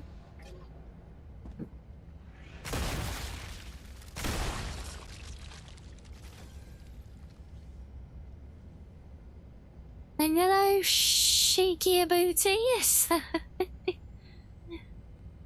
Hello, welcoming to you. Is it the new Satisfactory? No. No, I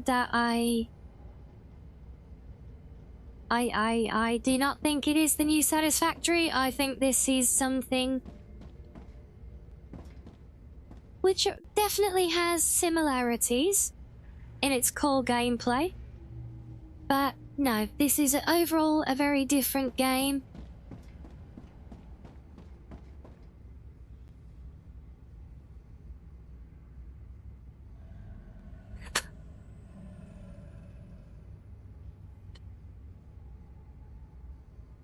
Oh, the Foxeye coin. Oh, no, it's because you did the hug thing. So, no, the coins, they go with our little avatars that we have on breaks. And you can, and when you hug, you can hug someone to give them one of your coins. Yeah, so, no, so, see, yeah, it's a very different game. Yeah, on the surface, obviously, there is a lot of acknowledged inspiration from Satisfactory. Well, you can still give the hugs, you just get Runebot telling you that you don't have the coins for it until you win some on the jump game or something. Exactly, it's the thought that counts. Yes, we love the hugs. We love the huggies. That's why my daily check-in is literally called Daily Huggies.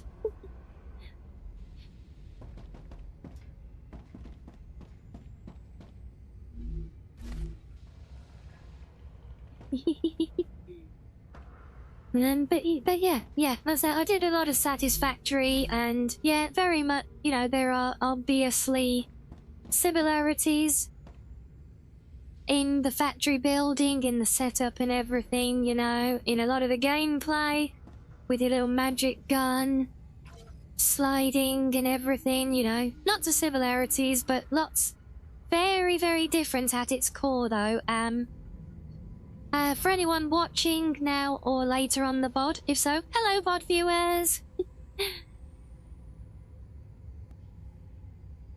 But, yeah, it's very... For anyone who knows Satisfactory and is sizing this game up next to it, Satisfactory works in terms of its automation on a push system.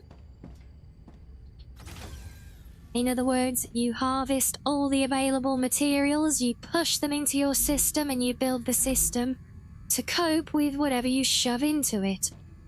Here is the opposite. This game runs on the automation for the factories in this run on a pull system. So you can connect everything up, but nothing will move until there's something asking for it further down the line. And it is very... You don't have all of the efficiency balancing and all of that stuff. It very much more just takes care of itself, you know? You just connect things together and leave them to it, basically. But then, equally so, you know, in further differences. Also, thank you for the follow, Cheeky. The atmosphere should have attained optimal composition by now. Yeah, obviously, you know, Satisfactory does have some kind of combat with local fauna. But nothing like this. You know, with the big bug swarms in this is much more, feels like playing Helldivers at times. Coming from someone who's only ever watched people play Helldivers, that is. Well, I mean, technically it does, yes, the little bugs that often skitter around. In the default game, they are hostile, or they can be hostile. I often had that turned off, though, just because it was a nuisance when I was doing big building. But it's nothing like the combat in this game. It was very much just kind of... It was almost... don't want to be mean to it because I do like the game a lot. I've clocked a lot of hours in Satisfactory. But it really does almost kind of feel like a token effort in terms of, yeah, quote-unquote combat, you know? So yeah, there are tools. There's like the little stabby rod, basically a glorified nail gun, you know?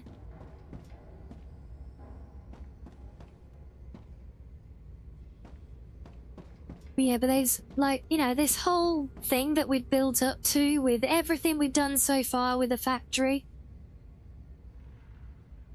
In this now, has basically led us to come in here and exploring this big dungeon. And there's nothing like that in Satisfactory. So yes, a very different game completely. I think this would make a much more don't want to say easier, that's the wrong word. A much smoother introduction to these kind of automation factory building type games than like Satisfactory is just a trial by fire. And hello Pizza Cat. Yeah, you pick up Satisfactory when you don't know games like this. It's a trial by fire. And you will get burned like I did many times. Whereas because this does not have the insane degree of planning and efficiency and management in it, it makes that side a lot more palatable. That's the word, it's a lot more palatable. Yes, we like that one.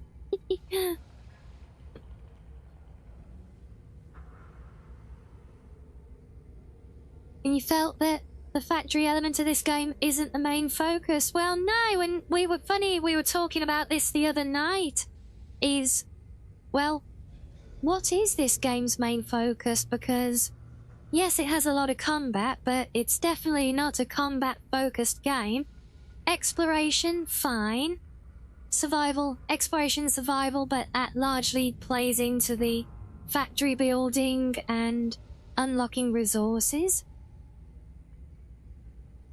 Well, I don't know if I'd say it's survival focus though. Yes, it's a key factor.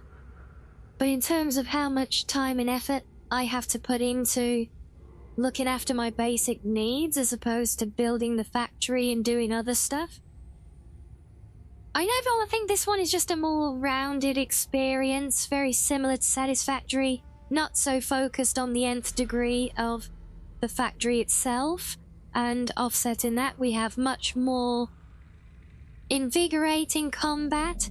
The critter AI and behavior is honestly sublime. And, you know, it makes for really fun combat, but not stressful and overly challenging or anything. Apart from the big bugs, I don't like them. But then we've even got things like this, the big overarching story, the exploration, the mystery to unfold. And if that continues to be a theme...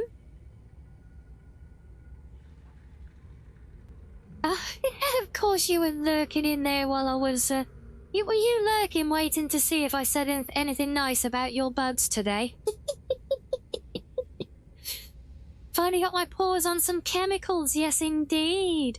So we are in the world engine. Yeah, we're just having some fun discussion about, like, the overall flavour of the game. Because I've been pondering this a lot, like, the last couple of days as well, is the overall shape of the game and also the future. Because if, you know, I love that we've got things like this big mystery with the world engine. And yet, no worries, Sam, it's all good.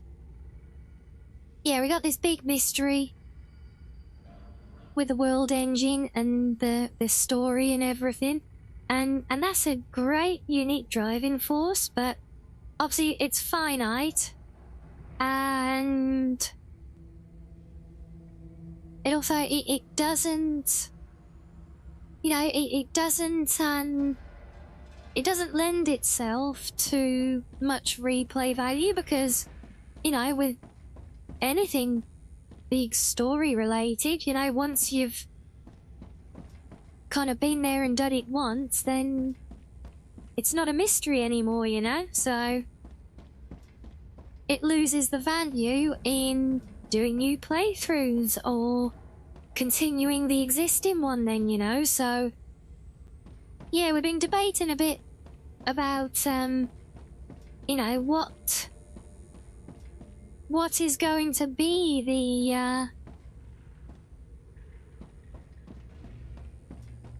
you know, the longevity factor, because, you know, maintaining the comparison with Satisfactory, you know, that game holds it through the insane, never-ending building. Peter, do you copy? You just wake up from a nap, decided to open up stream for a second. You were surprised to see I was in the mega machine. It's here now, yeah.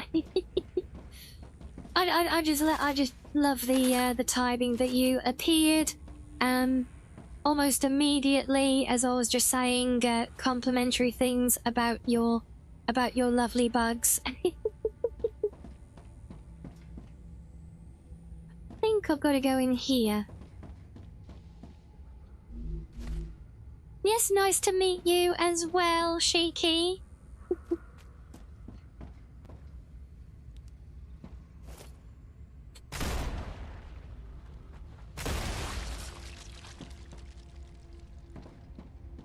Of course, we finally get a whole area in bi-colours.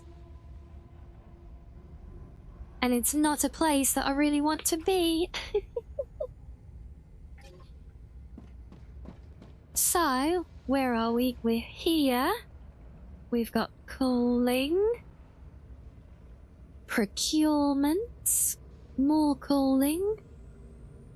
Wait, what's C3? It's not telling me. Conference room. Offices. Backup generator.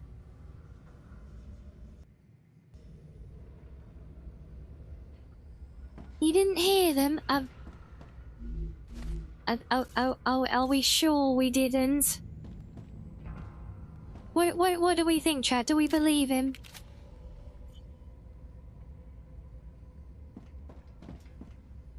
What do we think? Do we think that he's maybe just playing for compliments?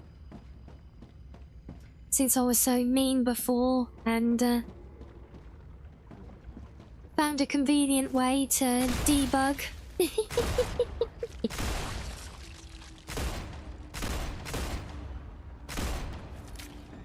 And here they come.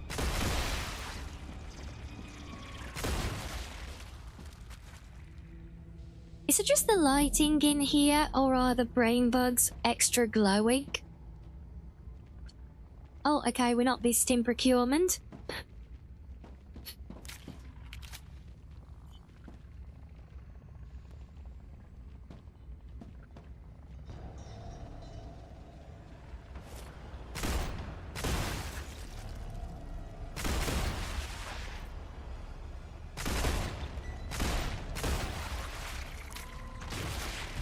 What? How did you get behind me, you git? Where did you come from, you sneaky little buggers? Oh, this is the bit I'm really not gonna enjoy. This is gonna be so mean, isn't it? He clobbered that knife. Hey, it's all good. Now, I was literally just saying how impressed I am, and many people have been, with many complimentary words here and elsewhere about the critters with their AI and their behaviors, the combat mechanics.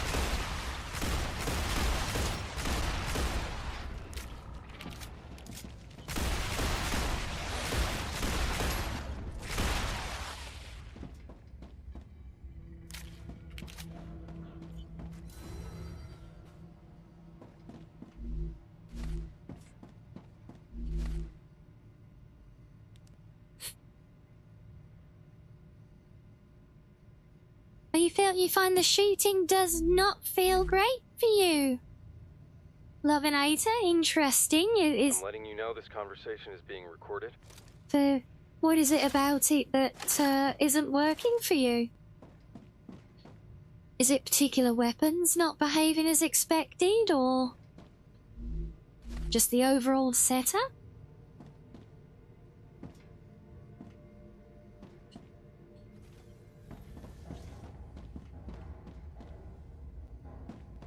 Not sure? Right, interesting. Do you, you've only had the pistol so far, huh? Fair. Does it maybe feel a bit underwhelming against the stronger enemies, possibly? I mean, do you play a lot of, shooters?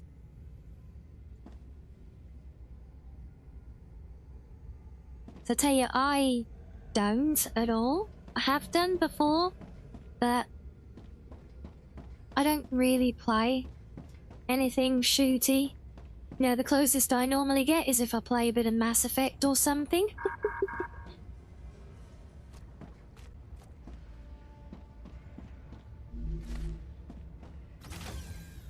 I feel like my inventory is going to be over full before we get halfway through all of this place. And hello? God, did this poor guy literally get alien gooped while taking a crap? Oh, what a way to go.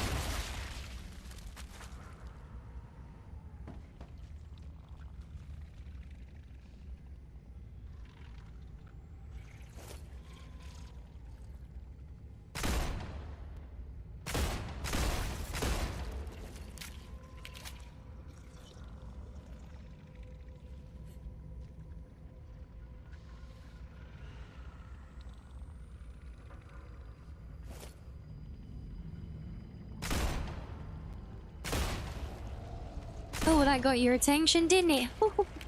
Oh, okay, right, here we go.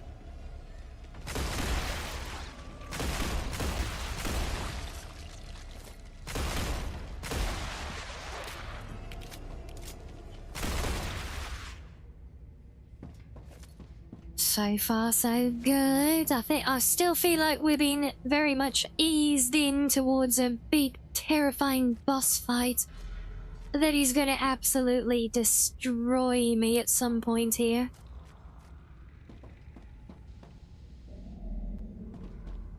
I can see it already. Oh, hello. Oh, no, get off. Go away, brain bug.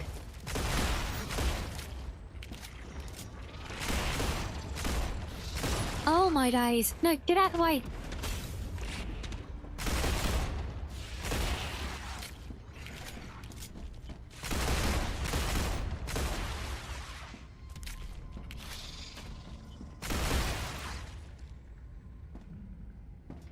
It looks like a survival horror. It feels like a survival horror. Why do you of all people sound surprised at how this looks?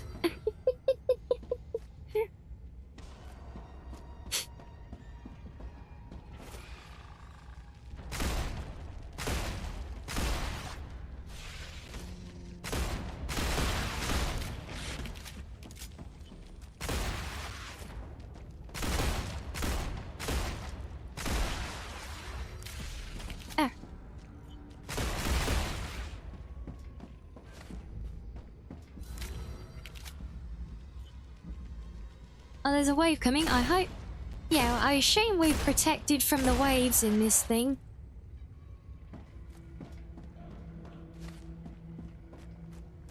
Oh, and there was that big, badass,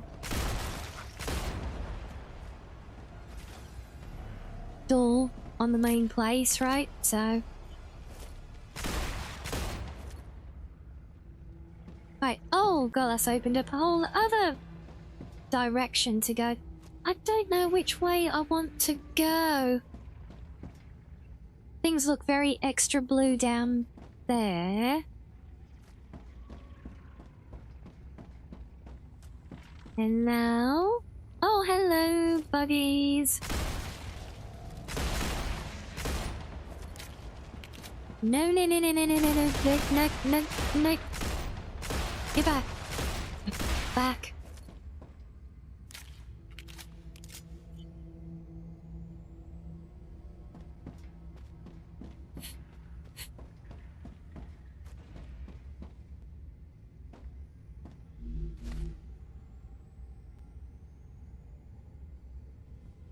Oh, okay. So you've never actually gotten to do a proper playthrough of the final version of this place. Oh.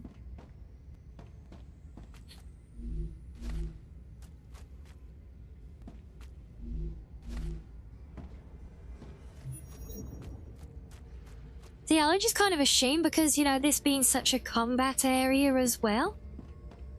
I assumed if anything it would have been the opposite and you would have literally been, like, sick of the sight of this place by now.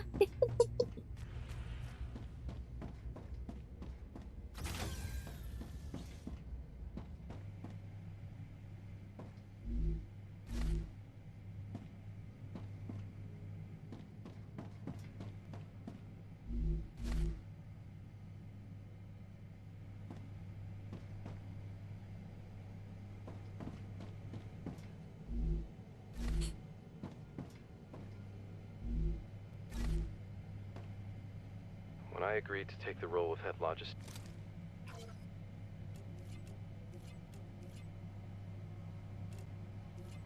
I think those were all bits that we read before. And when I say read before, I mean skimmed before, because I'm trying to focus on clearing what we discover and not picking up all the exposition stuff. Mainly because that gives me something to focus on in the future still.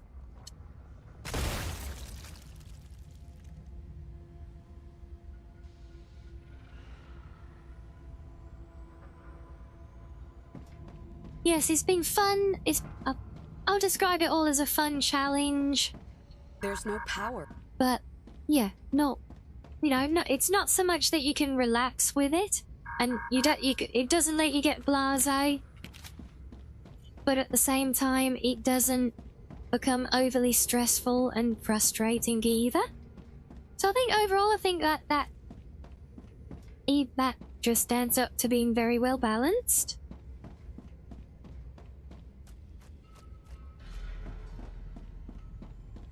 Yeah, in fact, thinking about that, so some questions that have come up in discussion, and I'm not necessarily directly pitching these questions to you now, Nelt, but just, you know, throwing them out there for consideration at least, maybe. First off, talking about the combat and everything, gameplay difficulty. Do we think there might be, or well, it's just being asked, you know, maybe at some point will there be consideration for, I know there's the plans to do custom game modes. Will that likely include, like pacification or softening of the combat for players to meet their desires, possibly? That was the first thing. Then there's also the question of modding the game, which I know was in one of my early reports as a recommendation. Yeah, just in terms of like embracing and supporting the mod community, because they can prove to be a real backbone, you know? And then the last bit was about, you know, future ideal expansion, because I feel like if Creepy Jar don't do it, the mod community probably will. And, you know, like, we have a lot of the decorative furniture and things here in this area. Having stuff like that as buildable at our bases, so we can give a bit of flavour and things to our little homes that we make. Because again, even like, you know, maintaining the ongoing comparison with Satisfactory as the obvious one to draw cards against. Even in that game, which does have a very big focus on that, one of the biggest aspects of modding just still opens up the potential of it to the nth degree. Because if people get their teeth into building stuff, then guess what? They're going to be clocking in thousands of hours on the game just building pretty things for the sake of it. And they keep coming back. And so that again also answers or that could be a partial answer to the thing I've been wondering about is plans for, you know, maintaining longevity and replay value as well. Depending, obviously, what the focus of the game is in the long term. Because, you know, at the minute it's very balanced. But, you know, will it continue with a balance, keeping some of the tech development, like the ideas we talked about last night with harnessing rupture energy? Obviously, I know there's already plans to expand the map.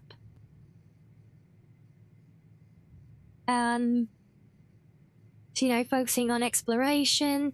But then also, you know, focusing on the story and, you know, adding more like this world engine as a proper big dungeon to do, you know, as a real shift again, you know. And so, you know, like I said, I'm not I don't mean to bury you in questions now. I just wanted to get them all down. We can just note the time in the VOD and come back to them later. I just wanted to note them all down for the record because they're all, I think, very pertinent things that deserve to be asked at the very least, because I think they all can potentially speak volumes towards the long term for the game. You know, everything's been about getting to the release, getting it out there, getting the early access open, getting the game done. But, you know, gotta make sure there's eyes on what the future is and what's gonna keep people playing it, you know? And hello, Comb, welcoming. Sorry, don't mind me, we're just debating game philosophy, I guess. Oh, since I'm paused and sidetracking, I'll do us a quick little pause break there. We can recover with some fishing, and and we get back to the adventuring after these fish.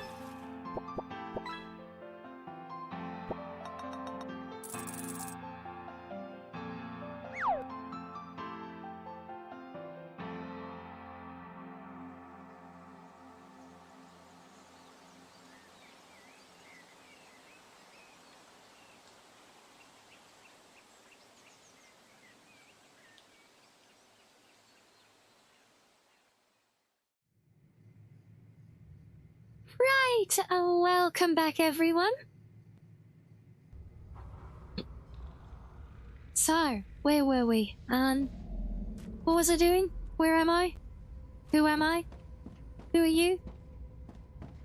What's this red blinking, like, that says alive mean?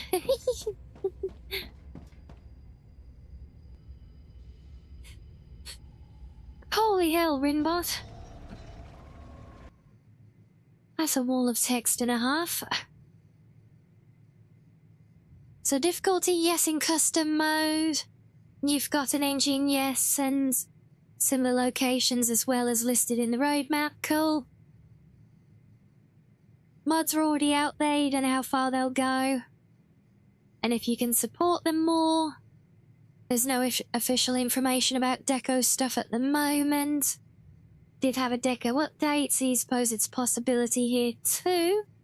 Just your theory. My nice, fair enough answer. Oh, good job.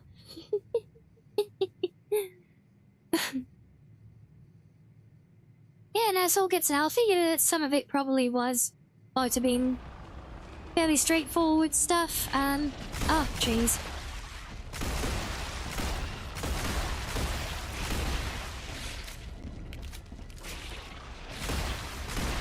Yeah, a lot of it though it's really just me speculating, and yeah, there you go, speculation and postulation. How's that?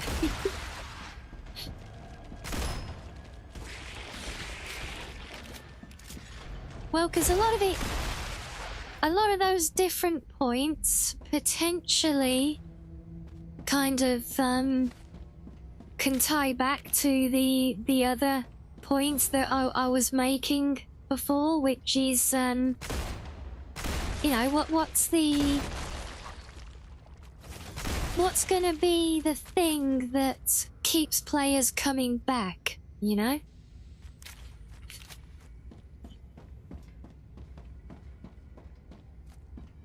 Like, what is it that's gonna keep people playing the game once they've built all the factory that they need, once they've explored the story and everything as far as it is at that time? Now, what's going to keep them playing the game or starting a new playthrough? You know, that's kind of where it all comes back to, because, you know, refined decoration and building we've seen in other titles goes very much hand in hand and works very nicely in this genre.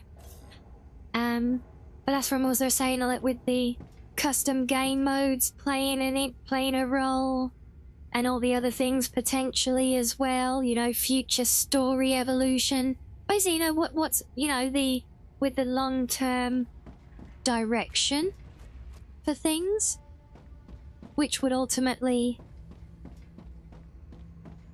keep people in it playing, you know? Amassing immense wealth of resources fun. Well, it is, as long as there's something to do with it. As long as they, you know, amass a wealth of resources with a purpose, sure.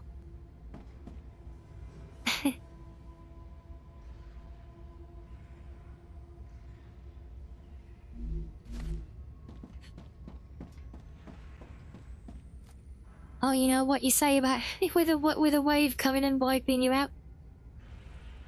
I had an interesting one. I think it was after stream yesterday. Have I got to go through all of this?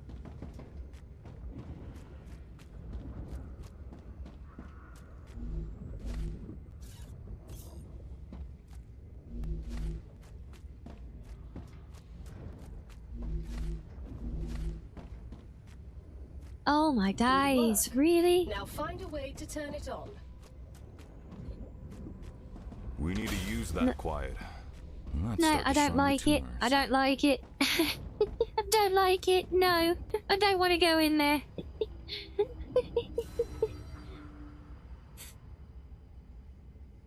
Yeah, no, if I'm on, I was fighting another one of the, Goliath bugs, you know, the big scarab-looking things.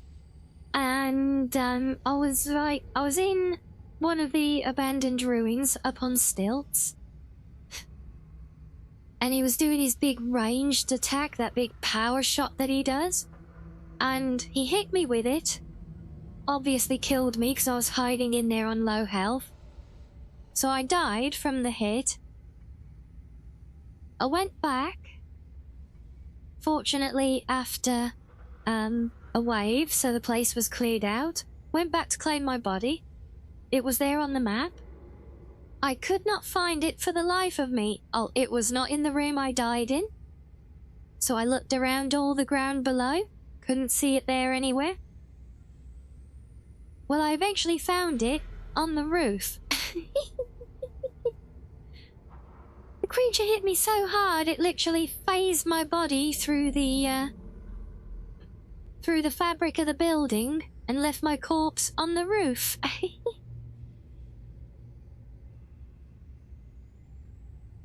Yeah, I know, and this is why I said now, Tina, I wasn't necessarily actually posing any of it as questions directly at you to answer.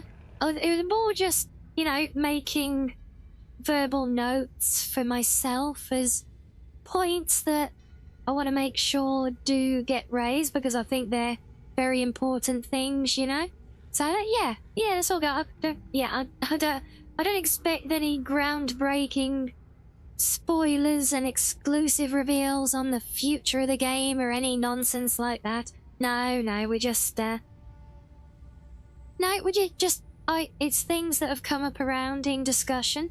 So it's things that I just wanted to, yeah, I said make a verbal note of myself to give consideration to.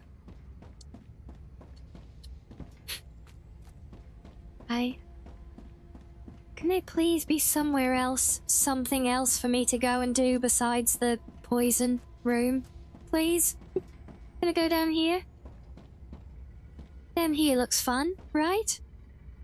Actually don't know if I've been down here. I think I did, yeah, I did the office with the blood stain. Can't go in there. Oh no, I did come down here. Oh, I've got to go in there, haven't I? Oh.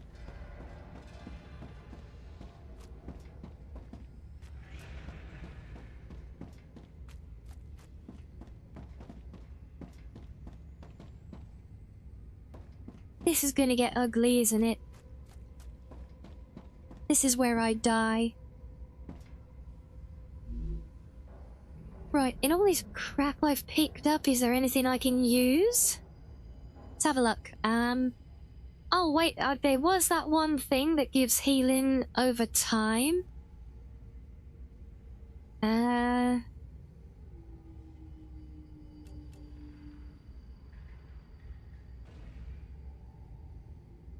And hello, Peppy.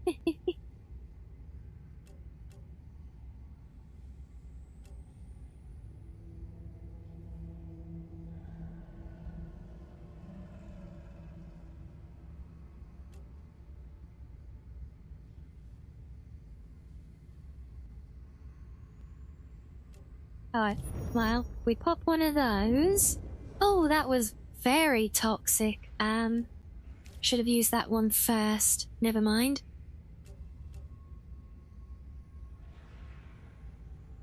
Well, that gains toxicity. No, where's the one that removes it?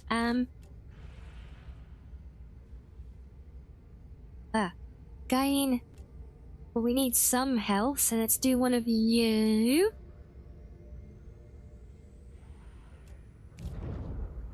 Yes, we're going to add some back on. That's fine. Oh, there we go. Heal over time. Yes, we'll use that one. And we'll moach some bars. And then... Oh, wait, no, that removed all the positives as well. Oh.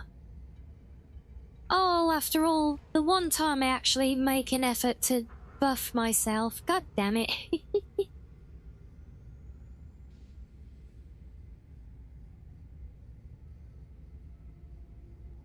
There's a rule of item, purple item, plus toxicity. Yeah.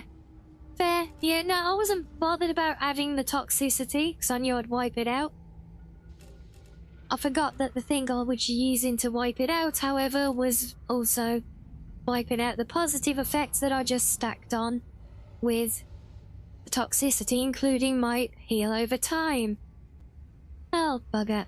Right. To add you, can I remove toxicity without?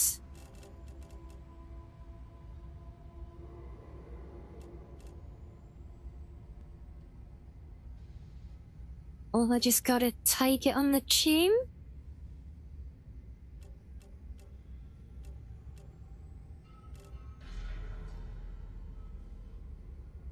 I know, I guess we'll take it. Alright. Well, here goes nothing, chap.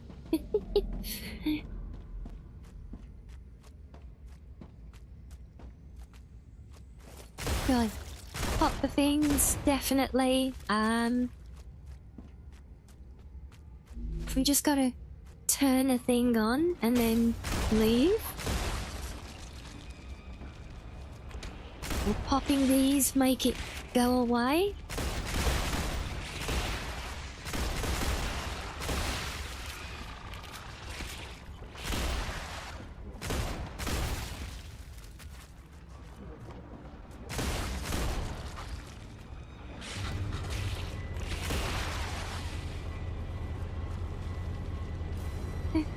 We did it, the infection's going down. Oh, yay.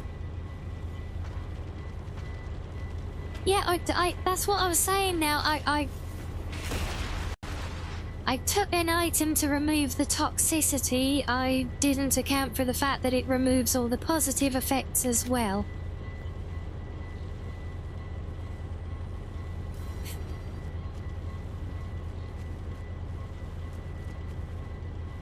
Okay, so I think we did good there.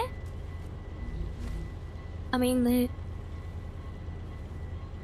poison cloud is gone, and the machine's, like, you know, machining. That's good, right?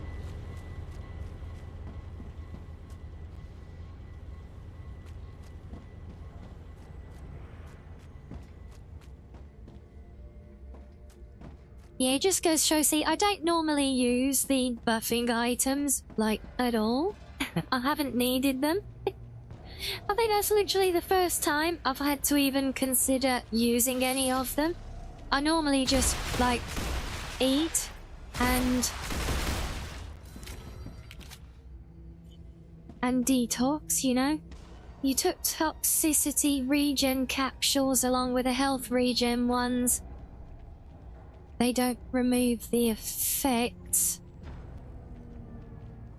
You know, so, no, so, hold on, no, I took the regen thing to give me the healing over time.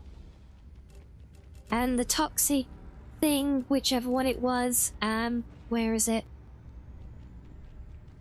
Yeah, because I took that, but then I thought I might be taking other things.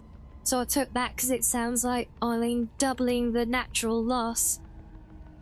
I mean, I assume we don't have a thing that... I assume that's meant to mean, like, it halves it, rather than doubles the loss. So there wouldn't be much point in creating an item that just makes it that much worse, you know?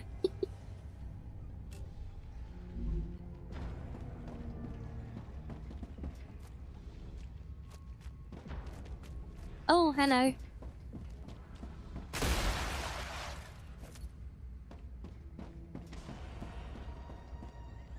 Yeah, but the first time round I then took an item to remove the toxicity I had built up without realising that said item would remove all the positive effects as well, so I foobarred.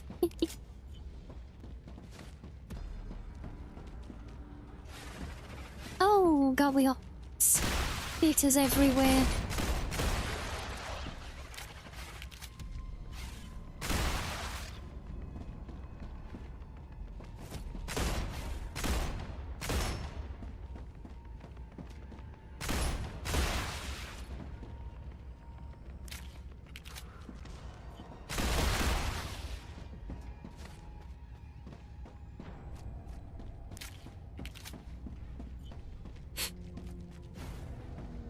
Oh, that's where you're all coming from. We're through this door now. I see. So what have we got in here? That is a very big restroom.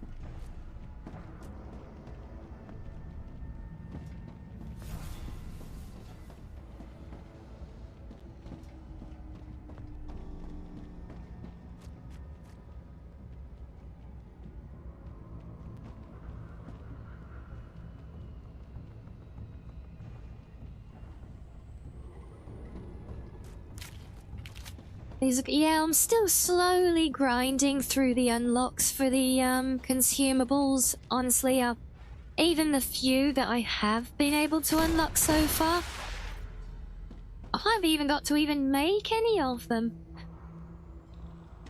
I've only really got the basics, you know, like the sachet of water that gives you less overall hydration than the sum of the ingredients you use to make it, you know?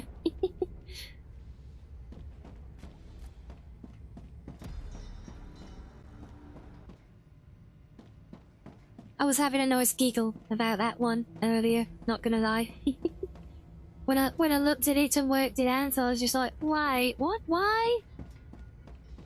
Why is that the way it is? Also, this is back the way we initially started. How did I end up here? Yeah, and it doesn't really save inventory space though, does it? Because I'm either carrying one inventory stack with those items or an inventory stack of the bulbs that make them.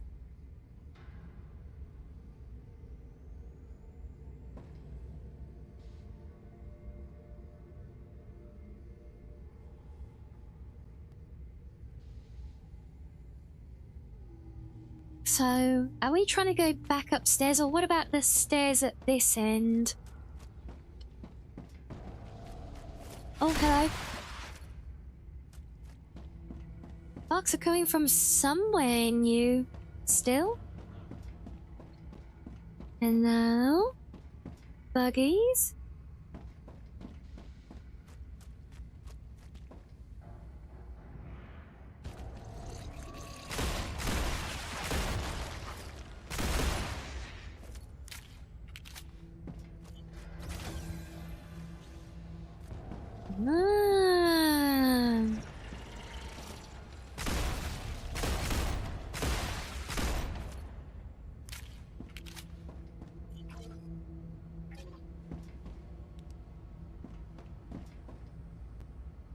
That's handy. Printer, food station, right? Can I do anything? Oh yeah, these are the ones. Yeah.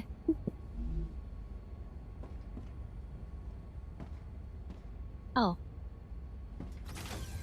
Oh, there we go. There was a button. Yay!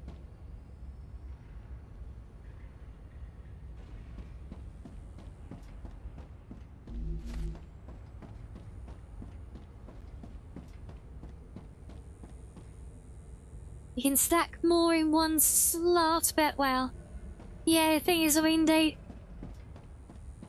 with the game balance as it currently is, I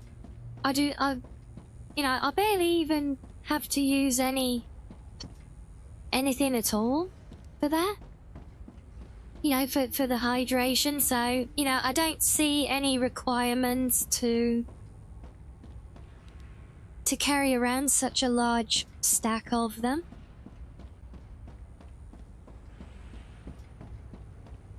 Well, I guess I do see it, yeah, in terms of, you know, if it's longevity.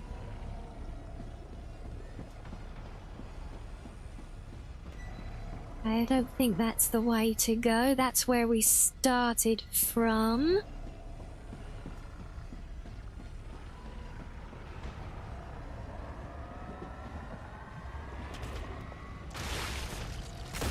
Oh god, they followed me up the stairs. You little buggers.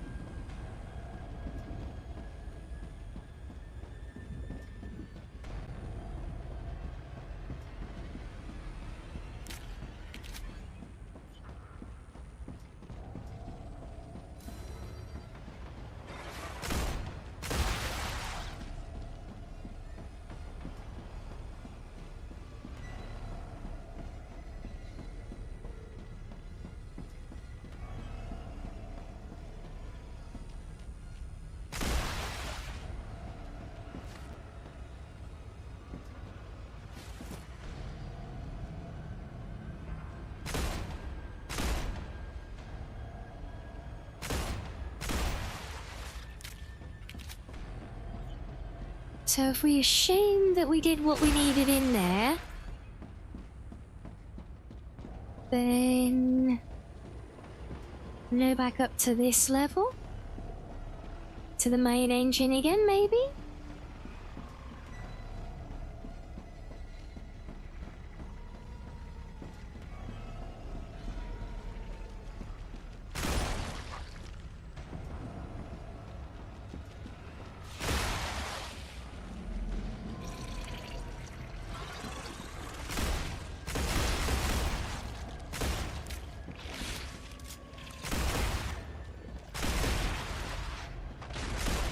Oh, good lord. I'm getting kamikazed by the damn brain bugs now.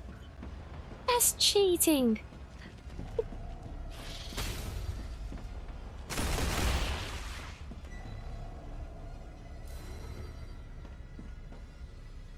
We been in here? Yes, we have been in here, yes.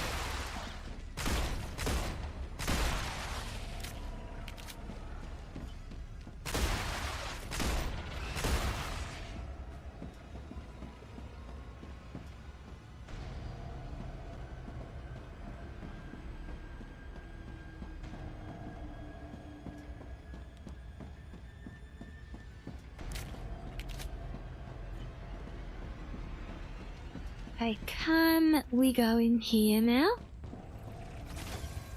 Aha! Get off! Go away! You're not allowed in. Oh. Jeez, no, they're all trying to get in. No, go away! Bad bugs! You are not welcome.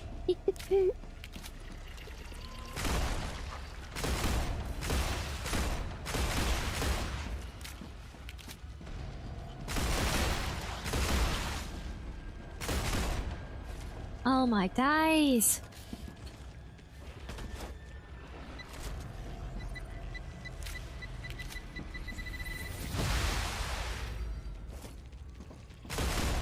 I didn't even thin the herd!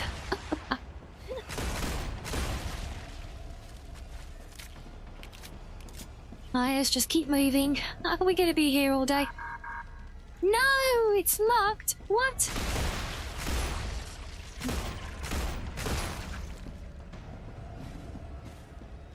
Can I, like... is there a way to, like, seal this and open the other end or something? Access to the technical.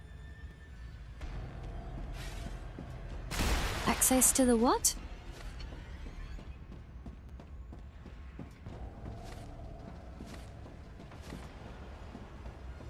Access to the technical? Oh, that'll be it. Oh. I think the bugs have already got in here. What? You bugs, bugger off. Access to the tentacle, maybe? I didn't realize it was a hentai.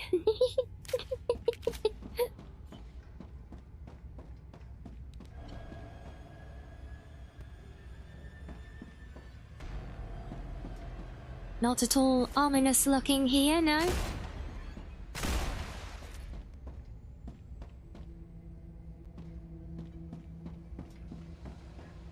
Lots of holes for the swarm to come out of when it's time for me to get, well, swarmed.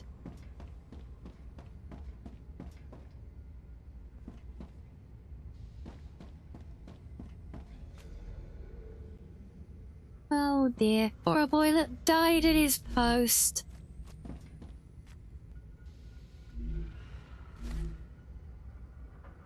Everyone's still alive. I'm trying to fix the main engine. It should work. This fucking computer should be working. I did everything right. Oh, sorry. This is all my fault. I damaged the core. Those monsters cut me off. If anyone with access to the technical storeroom is listening to this, we need a new core. I'm sorry. There's really nothing else I can do. I really didn't mean for this to happen. It wasn't supposed to be like this. I'll try one more time.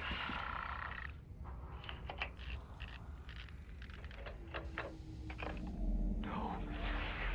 It's no use. It's too late now. Again, I'm so... Oh dear.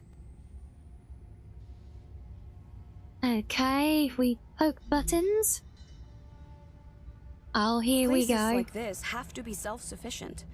If we look hard enough, we're bound to find a spare core.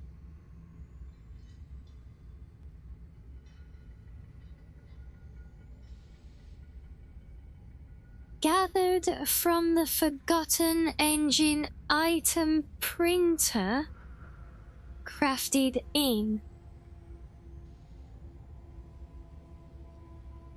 Crafted in... something?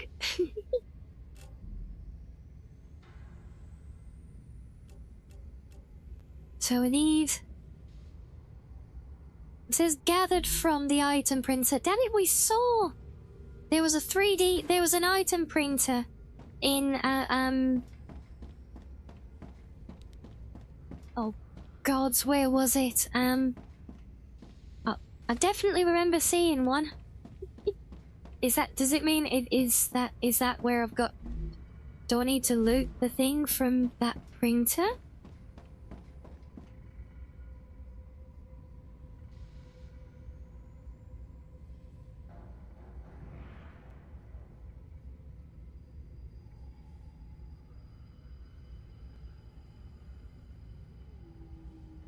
Yeah, maybe I'll keep an eye on it, but yeah, they do tend to keep talking over me and being a nuisance. I've listened to, been trying to listen to some of the audio logs when we haven't been otherwise chatting about stuff at the time.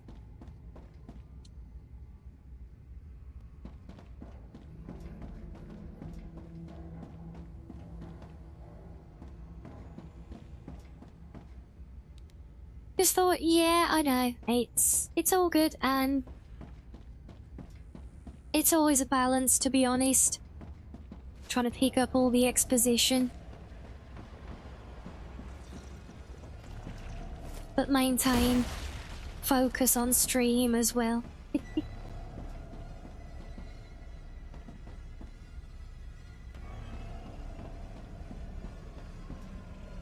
Testing room?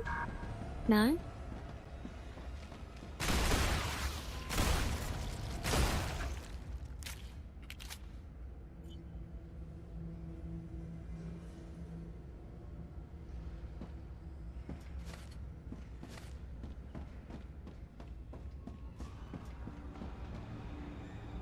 Oh, why did I not make a mental note of where that bloody printer was?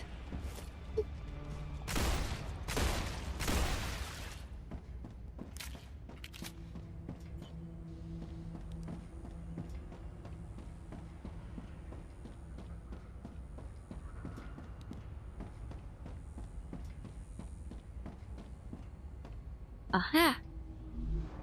Printer? Well, that's not it. That only makes ammunition. So...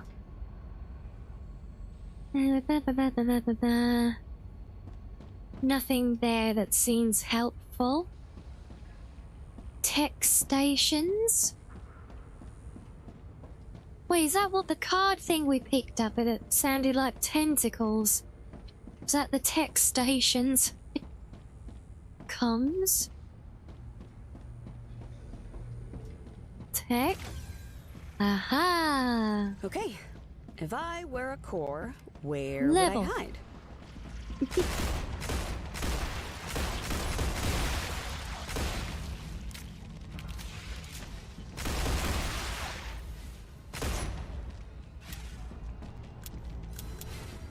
course I've used all my ammunition for the pistol. Well, come here, little bugger. I'm not wasting these big bullets on chasing you down the dams. Get over here, you stupid bug. They'll get... chase you all the way down the damn stairs. Well...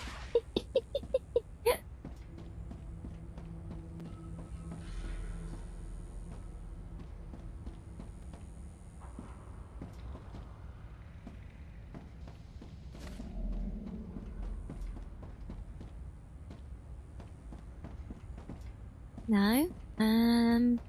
This one. Yes.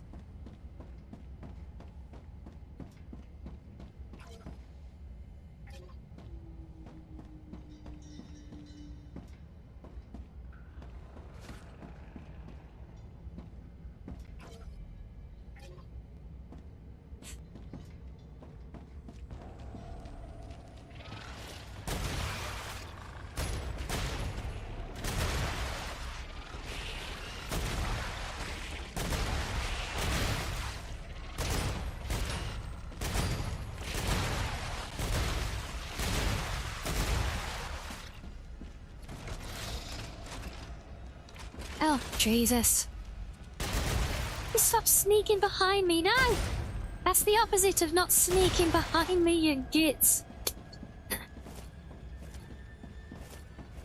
No, don't. Stay on the stairs. I don't want to keep chasing you down the stairs.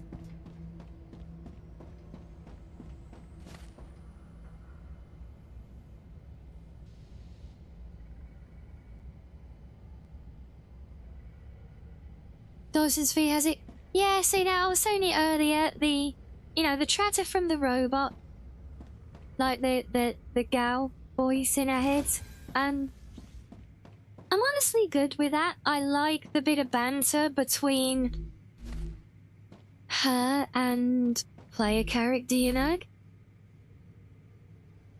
Personally, I'm not a fan of having all the other voices in our head. It feels like it's just trying to push me towards some sense of familiarity with these other characters that I know nothing of and don't mean anything, you know? And yeah, that's not a slight against the game. It is a tried and tested storytelling technique. It's just not one that I've ever been a fan of in anything, really. That's purely personal taste thing, you know? Yeah, this is why most games I play, I have a very big focus on things where I can make my own character. That's what I'm always about, you know? I make my own character. I get invested in them. So whenever I have not necessarily forced, but, you know, implied connections with characters that I know nothing of in anything, it just never really sits right with me for some reason, you know? Just the way I am with my games. And I can be very stubborn with things like that, you know? I can kind of, you know, let it pass with games like this because, you know, it's not a big RPG kind of setup, you know, so it doesn't carry that same connotation for, you know, character development and things. But like now RPGs, however, well, to me that's very much at the core of them, and that is the reason that to this day, even though I own them all, I still have never played any of the Witcher games, and I don't know that I will, because I cannot make my own character and have my own RPG. It's just basically might as well just be a light novel at that point, you know?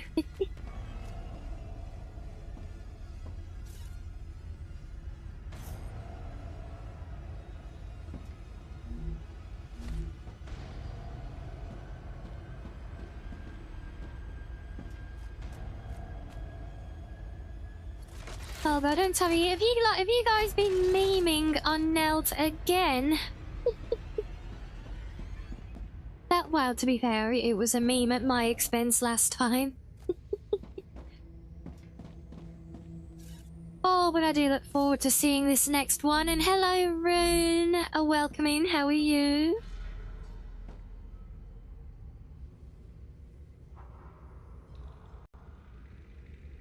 You enjoyed Shadows of Mordor, though, and the War of Mordor, yeah?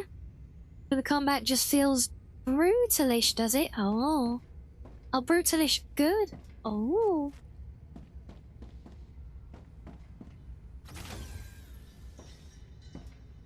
Ross, I am so lost.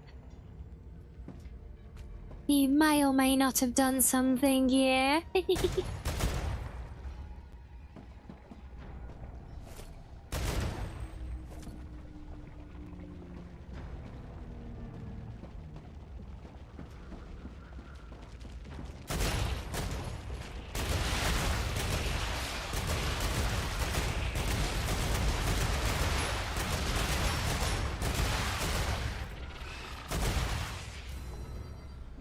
I must say I do like it when they all just stand in a nice orderly line and wait to be killed.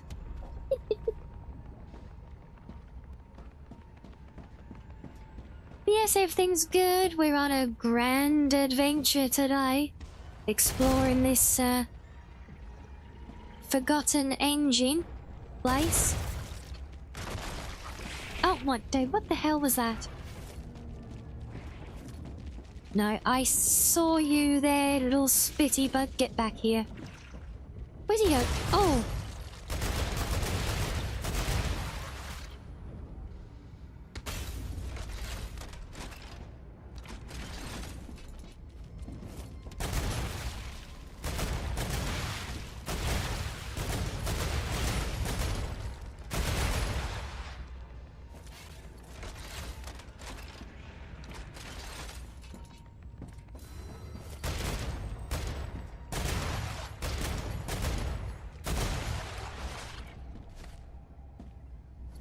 So you couldn't resist the urge to do your thing, eh? It's all good. Okay, this looks promising.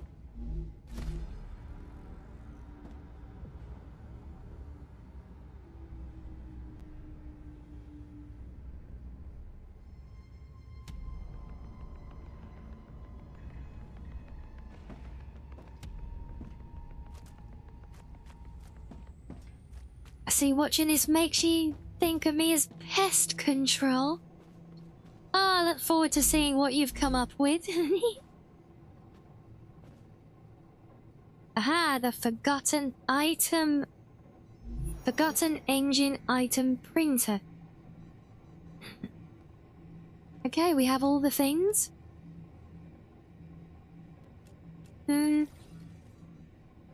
If I make more, I can just burn more materials, right? So, we have a spare now, look at that. Blueprints. Scanner, that's new. Laser emitter. Oh my days.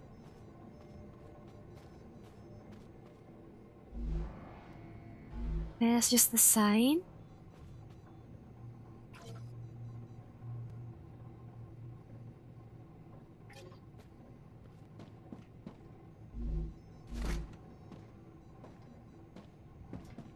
Hello, Dr. Kelsey? Hello. I've noticed interesting behavior among the aliens. You should know about this. What exactly? It could help us hide from them if we ever need to. They are clearly drawn to electricity. Fascinating news. But shouldn't you be working on optimizing our energy consumption right now? Yes, of course. I think that they feed on it somehow. And they probably use it to reproduce. That's why, during an attack, we should turn off as many power sources as we can. Maybe they will then lose interest in the base. What attack? We have a whole defense system around it. Get back to work. It's just that it'd be good to have a plan for a worst-case scenario. There are plans for that. It's not our business. Logistics takes care of the procedures. If you really want to look into this, fine. Within your free time. Oh crap, and now we're full on inventory. That's well, we need to consume things. Let's see what we can do. Have some of you. Another one of you.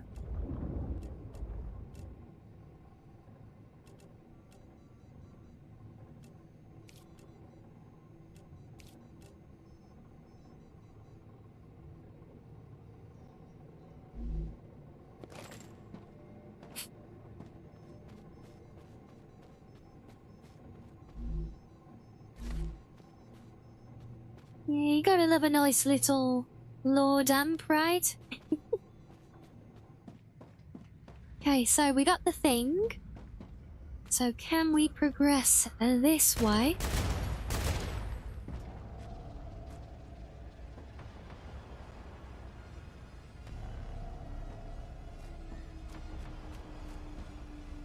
Oh.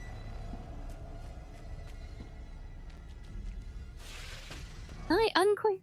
Riku, hello, welcome in. Thank you for the follow. Thank you, thank you. God, almost jump scared me with the boob. Right as a spider jumped at my face.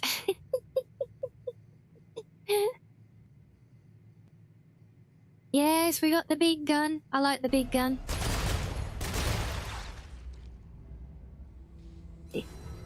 It sounds sexy. And yes, we tested all of them yesterday, and I've decided this gun has the sexiest sound.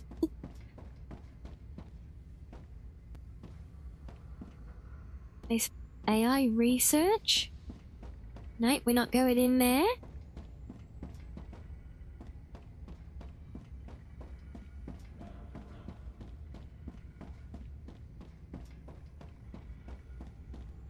Peter, there's a lot of aliens here, and I'm going to get the core from the technical lab. Peter!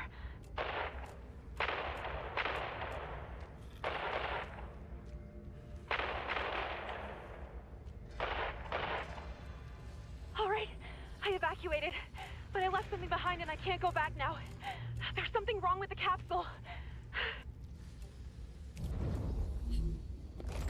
Oh, you got my accent, do you? Oh, well, I'm glad you find it very easy on the ears. This has been known. This is why I also do book readings on my other channel. And some people do not like the sound of my voice at all, but plenty of people do find it very relaxing. Turns out I make a great sleep aid. Yeah.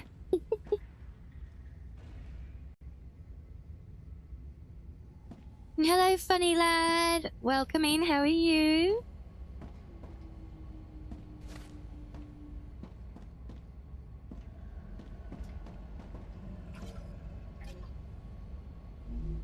Okay,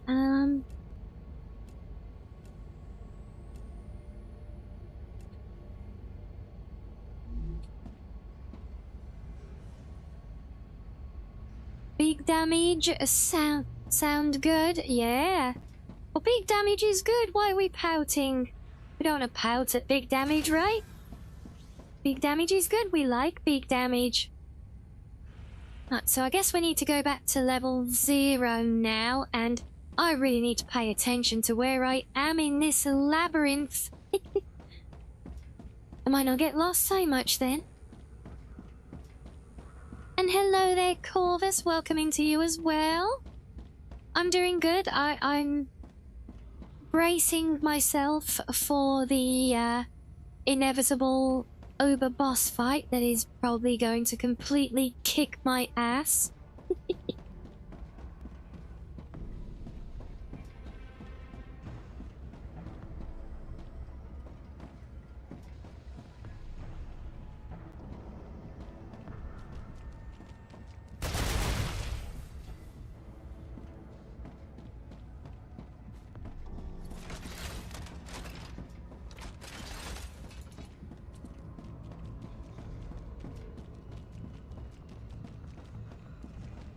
No airlocks to save me this time. You tell me I've got to find a whole new way of cheesing fights? Oh dear.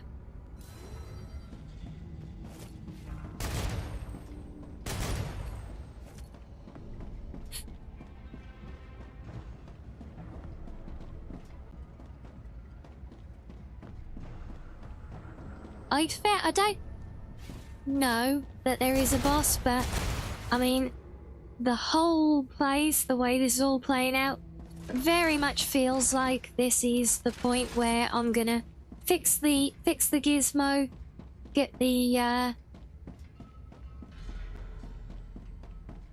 doohickey, do the thing, and in this big, very alien-infested room, and all hell is gonna break loose, and probably a big, giant queen monster's gonna spawn in, maybe burst through the ceiling or something, or one of the doors. Might be a scarab.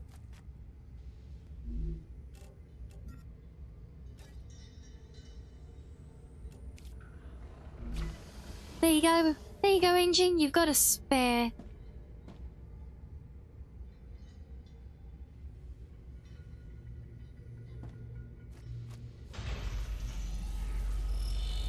We turn the thing on. Oh, look at that! I love the I love the window effect. Sussy little baka. Rianni kicking ass? Absolutely. Wholesome though? It's not miss this grand scene with Wolfie's yapping. You know? But I suppose she could sprinkle a little wholesomeness in while dominating the scene. Just don't expect her to admit it. She's got a soft side, especially when it comes to those cute plushies, and maybe, just maybe, thinking about me, Wolfie. Which means it's not a secret, Wolfie, that I've got a soft side. Idiot, it's the other way around.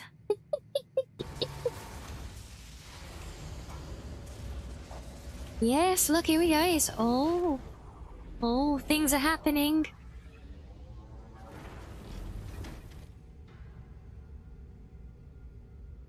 Oh god, we've got to wait for the percentage to fill up. Right, cue the invasion.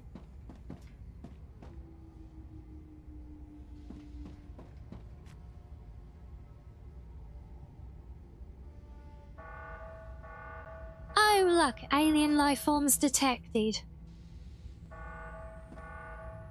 And there's all these spawn points all around the room, look. Yeah, there they are. Oh, gods.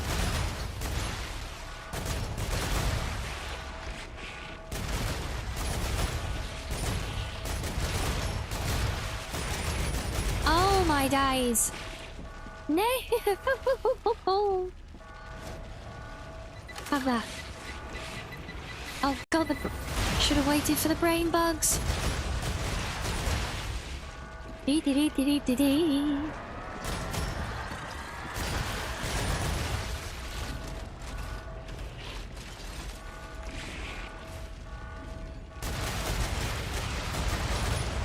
Now get off, this is my console. That's right, one at a time, nice and orderly. Thank you very much, yes. Just wait your turn, there's a bullet for all of you. I saw you sneaking in under the bodies. Patience is a virtue, my buddy friends. Oh, there's still a couple of live ones in the aisle. Oh, do you mind? I'm trying to reload my weapon here.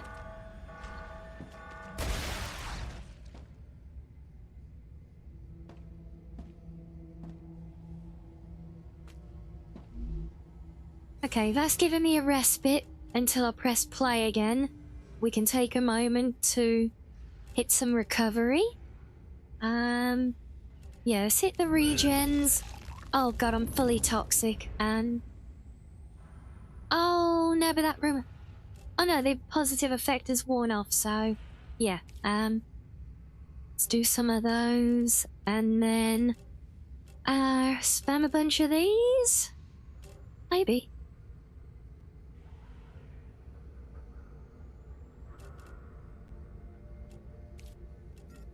Well, I guess. Just casually stand here in the middle of an alien invasion. munching away on pocketfuls of raw flowers.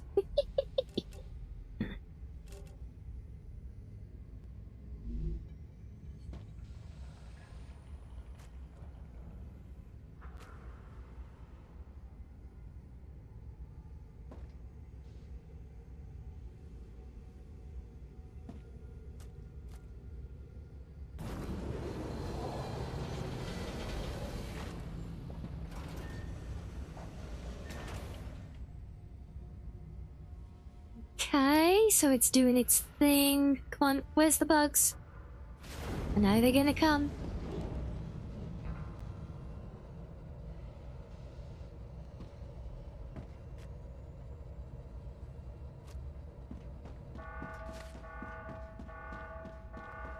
Oh, there's a shocker.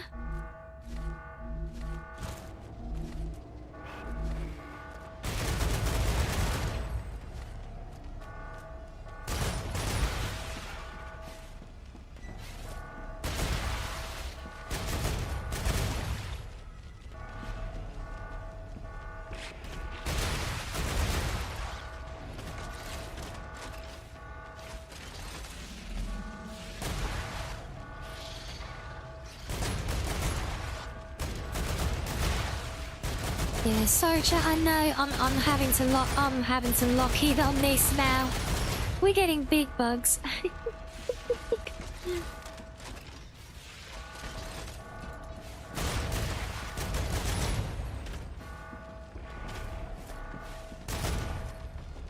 Not to mention the annoying spitty bugs as well, which you know are my absolute favourite.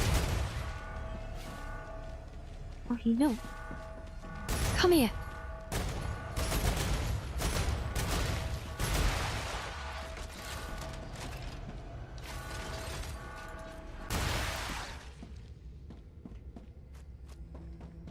Okay.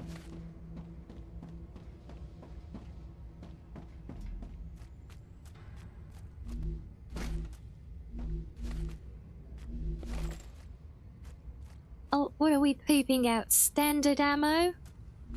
Well, I don't have anything on me that uses it, so I guess we can leave that behind. They're my favorite. No, please don't. They're so nice. They're so nice because you know I would say we don't see that much of them, but they're bloody everywhere as it is. So yeah, please don't add more. I'll admit they're not as bad as the flingers.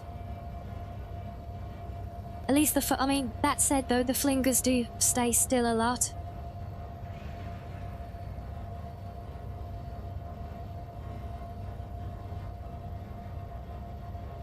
You like it when I giggle, do you, Kitty?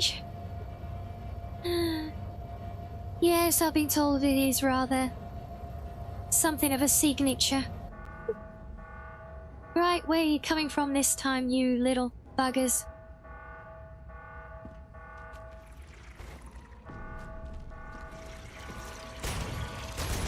Oh my god, all the brain bugs. Uh-oh, uh-oh.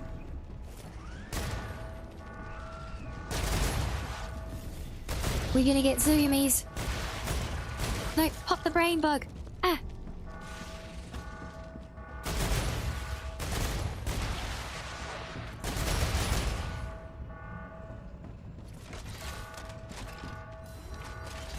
Go away, I'm reloading. No! No! Get off! Run away, run away, run away!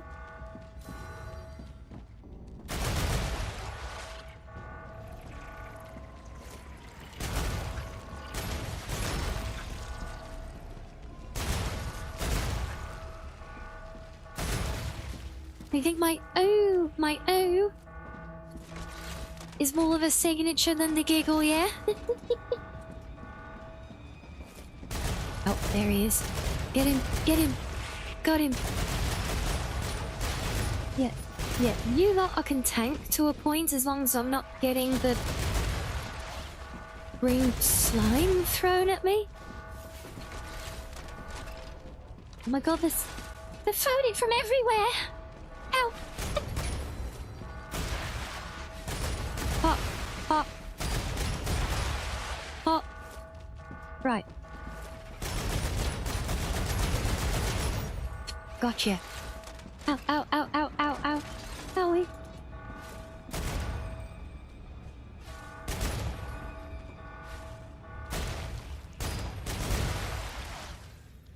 Oh, okay.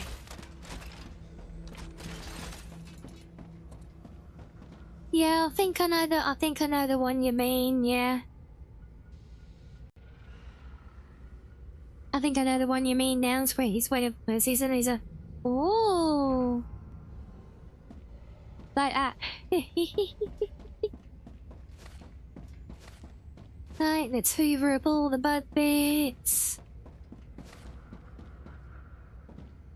Get my money's worth out of you little buggers.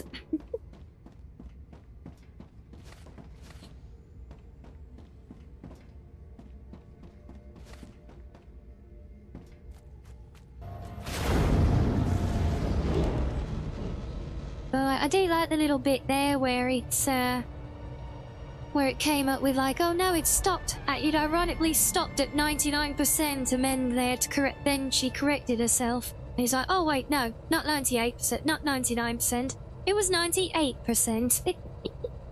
That was a nice touch. Yeah, that could well just be a me thing. But there we go, congratulations! You've just activated the Forgotten Engine. And this is an early access build of the game, therefore everything that the Forgotten Engine unlocks will be available in upcoming updates. In the meantime, explore the planet's secrets, expand your factory, and remember, every rupture counts. Well, there we go, we beat the game! Yay!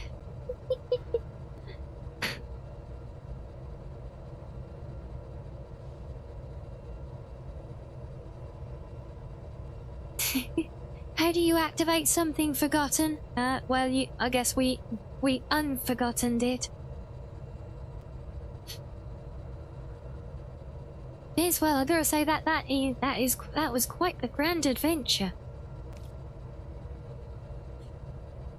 New building. Teleporter. Did you see that?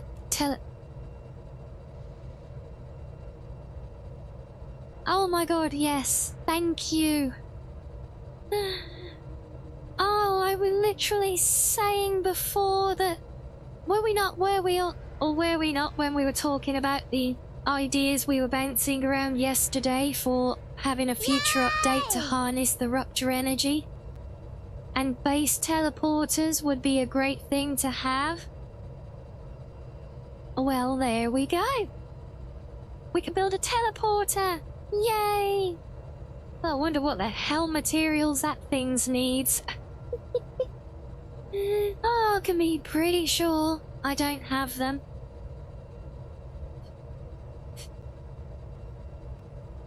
Not yet. Still got a lot of levels left to unlock on all the building and stuff. But yes, teleporters. I'm not trying to build it, I'm just making it go away from the menu, don't worry.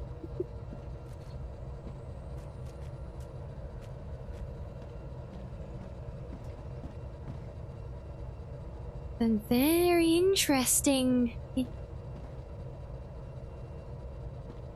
Now if only there's a teleporter in here already connected to the base outside, because now I need to escape.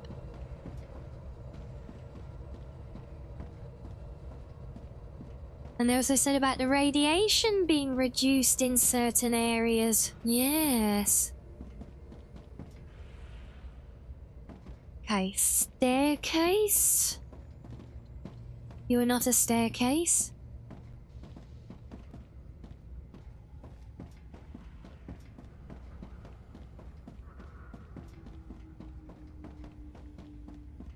Now, I know I'm a bit of a scuff queen menace, but that will not work with me. I'm not Emily. I am not bad enough to fall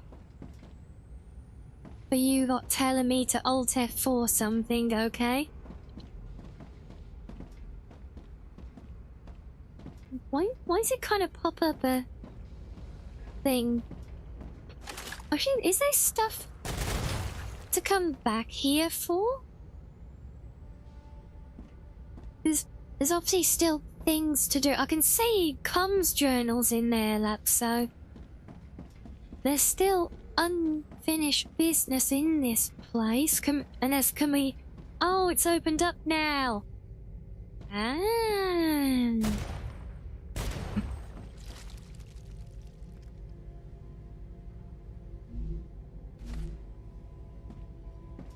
Not that I should be doing any more looting, but you know. Into the cloud.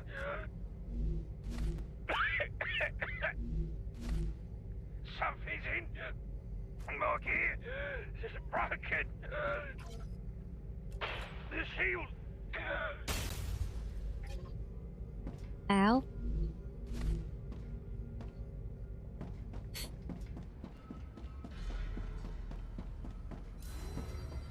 Yes, eludes Goblin till the very end, naturally.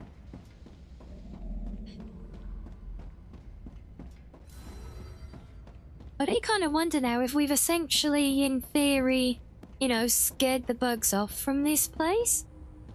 But if things have opened up, does that mean other areas have now unlocked as well? And no. Okay. That's a very excited yay. Where's the, somewhere there is an escape place somewhere. Is it here? Is it down here? No, I don't think. I don't think it's up here next to the camera. But it's a good idea to look here, though. Yeah, good thinking.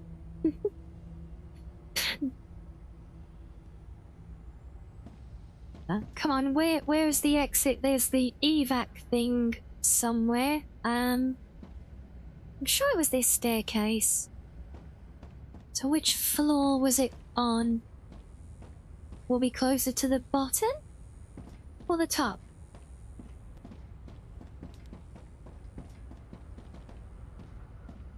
Is this the level we started on? No.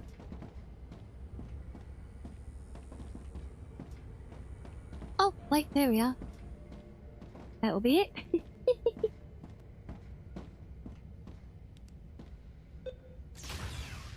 And see, there's interesting how there are two unavailable levels there at the moment, so if I were a betting fox, I would bet now that some future update is going to bring new adventures on those currently unavailable floors.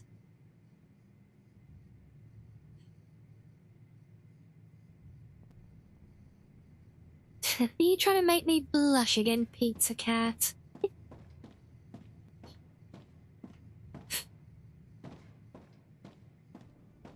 You actually walk out of here into the middle of a rupture or something now.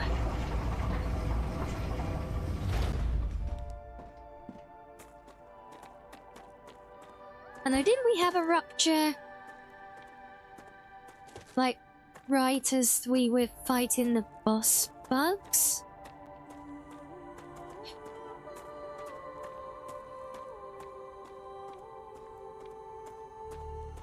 Well, I don't know if that's a scripted environment when you come out of there, but that is a very, very atmospheric effect.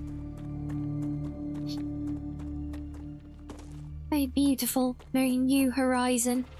New dawn. New dawn on the horizon. I know what I mean.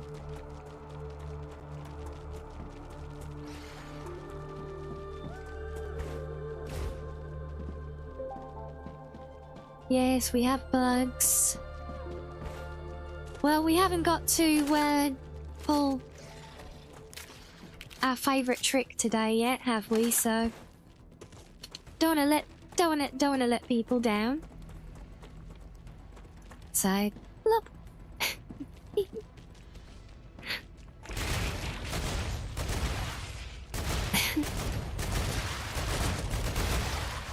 It's not even that many of them, to be fair. Hey, you're supposed to die when I shoot you, bag. Very inconsiderate. Yeah, so now... Oh, right. And now, we just need to, make our way all the way home. So, all the way down here. All the way around here. All the way across there. And all the way back to there. This is why I am very, very glad to see that teleporters are now a thing.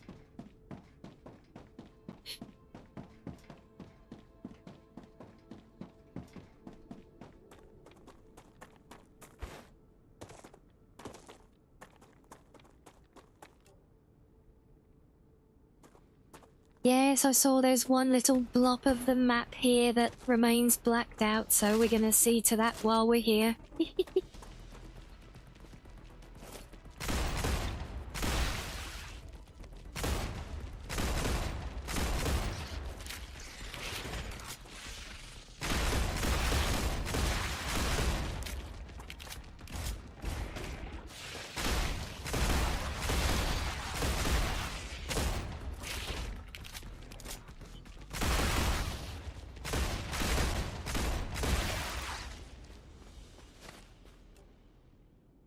Oh my god, literally 2 pixels!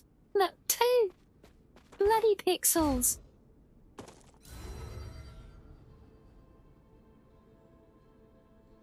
And I think they're right at this slope. It is hello! Is it JY story or J story? If there's a preference, feel free to let me know. Yes, welcome in. How are you? Oh, you are gonna make me glitch climb up there, aren't you? Well.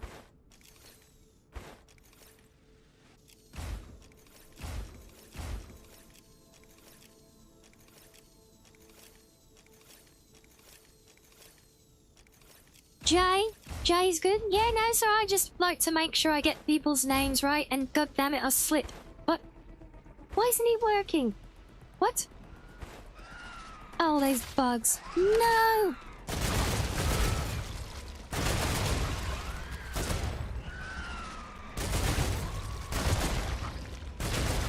Got how many brain bugs? And no?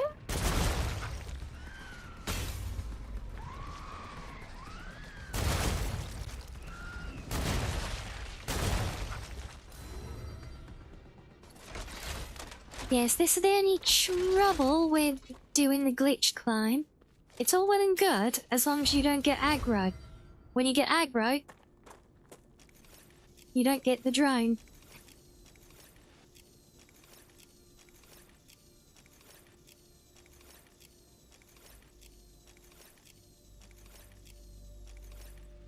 All this for the sake of 2 pixels.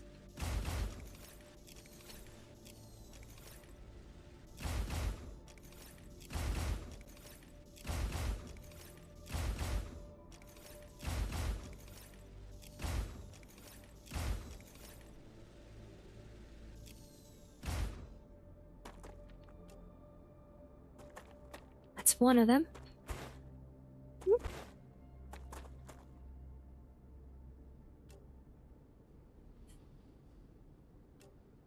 Right, and there's a dead body back there, so let's grab that.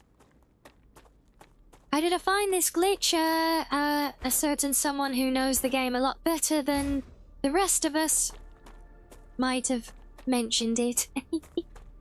I think I'd started to just do it. I was doing something similar, right?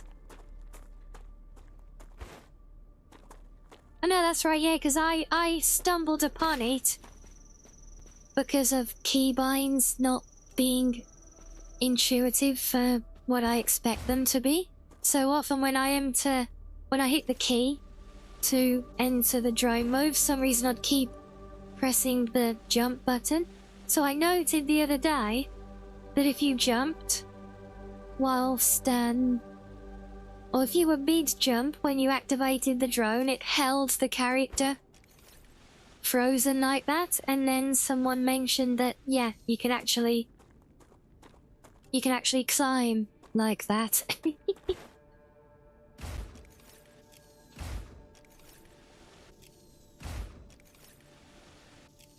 And yes, this technique is gonna let me clear the very annoying black spot in the middle of the map where the giant mountain is as well. Yep.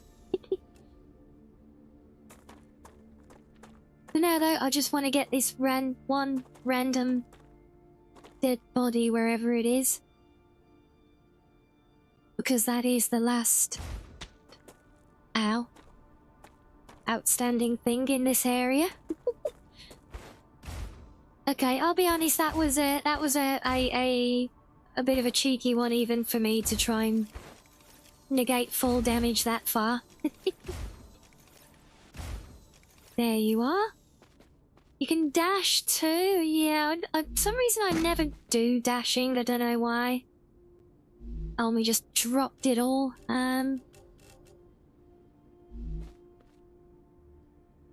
So this is something I'm not a fan of.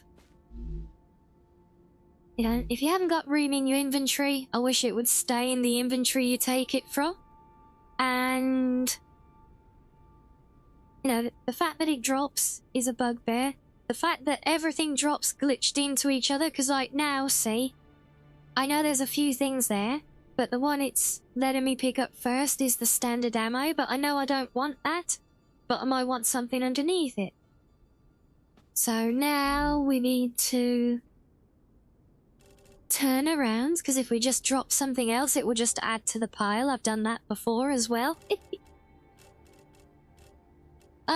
So what can we get rid of? Probably the lems, but I'm a goblin, so freight. What do these do? Well, yeah, they're a good balanced one, and we need some top up, so let's eat those. Take the ammo. Drop the ammo. You have a Len. Antidote gel. See, I want the antidote gel. So let's drop those, and we'll take that one.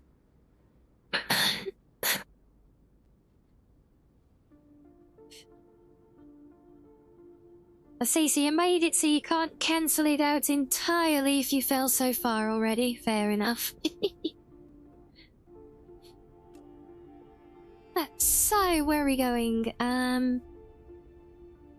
Guess south-ish? And take a shortcut?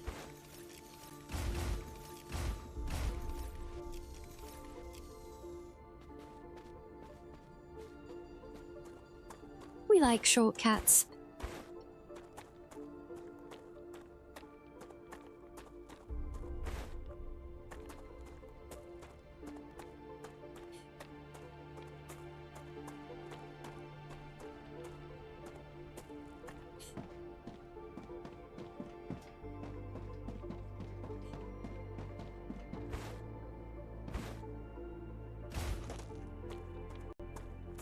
Oh, that's right, I meant to heal up as well. Oops, what have we got to help with healing? Couple of those. Yeah, that'll do.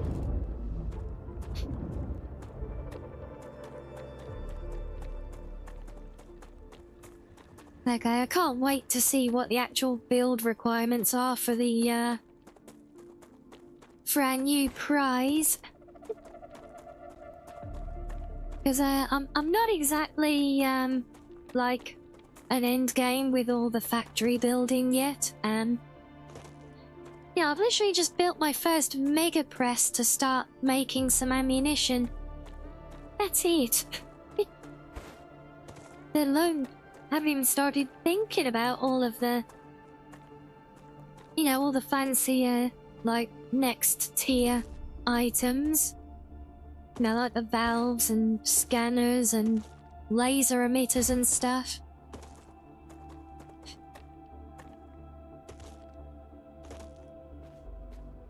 So I have a feeling it's going to be quite a while still before I get to play with a teleporter, I'm guessing.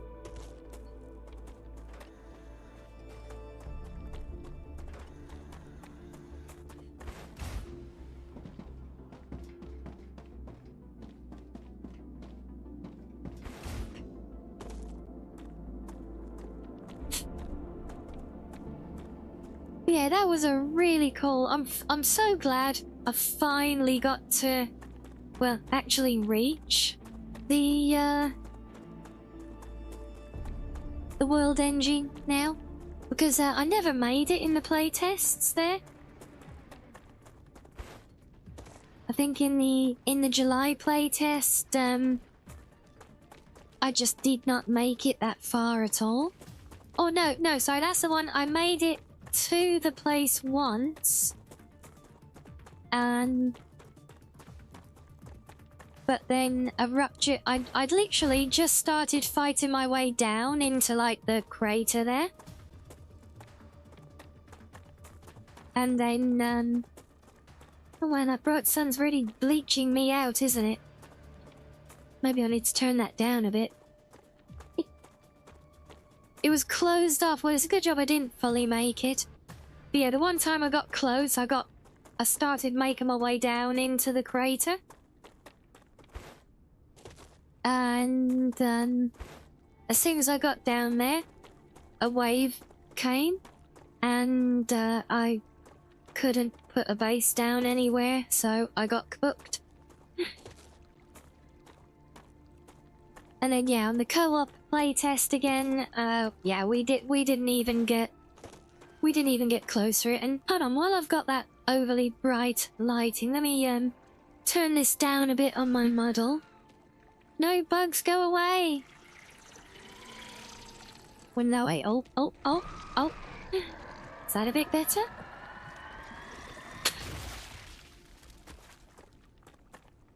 Do you feel better for that, brain bug?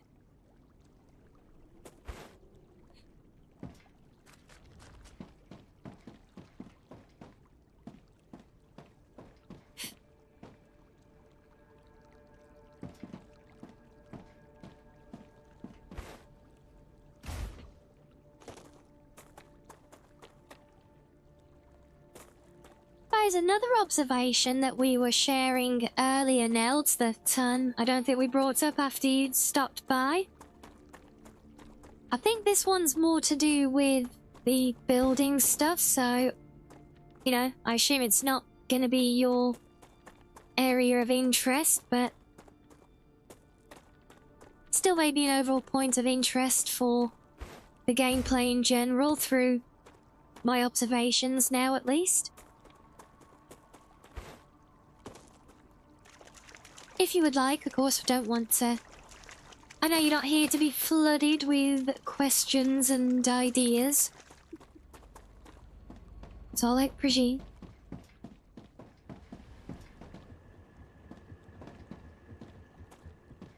But this is gonna be a... Oh, this is a loot sorting session and a half. Look at all that. Well, gotta start somewhere.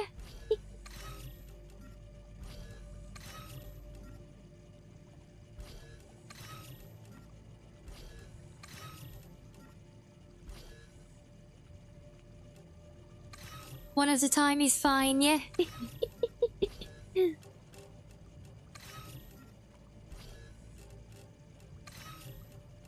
Well, we got a lot of bud bits.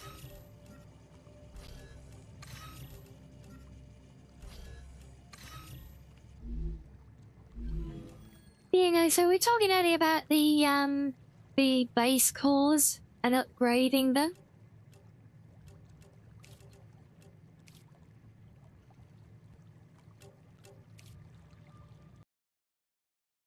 How, for me, personally at least, that whole mechanics may be feeling a little... like, if I need... I mean, even with everything I built here, which is...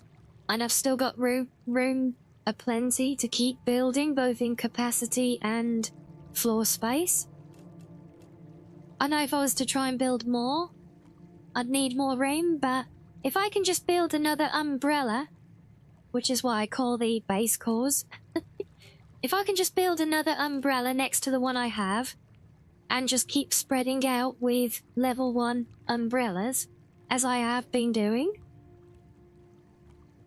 You know, I've got a bunch of them all overlapping each other. But if I can do that, and therefore I've got no limit on my building areas, there's no incentive for me to do any base upgrades and subject myself to the critters attacking the base at all.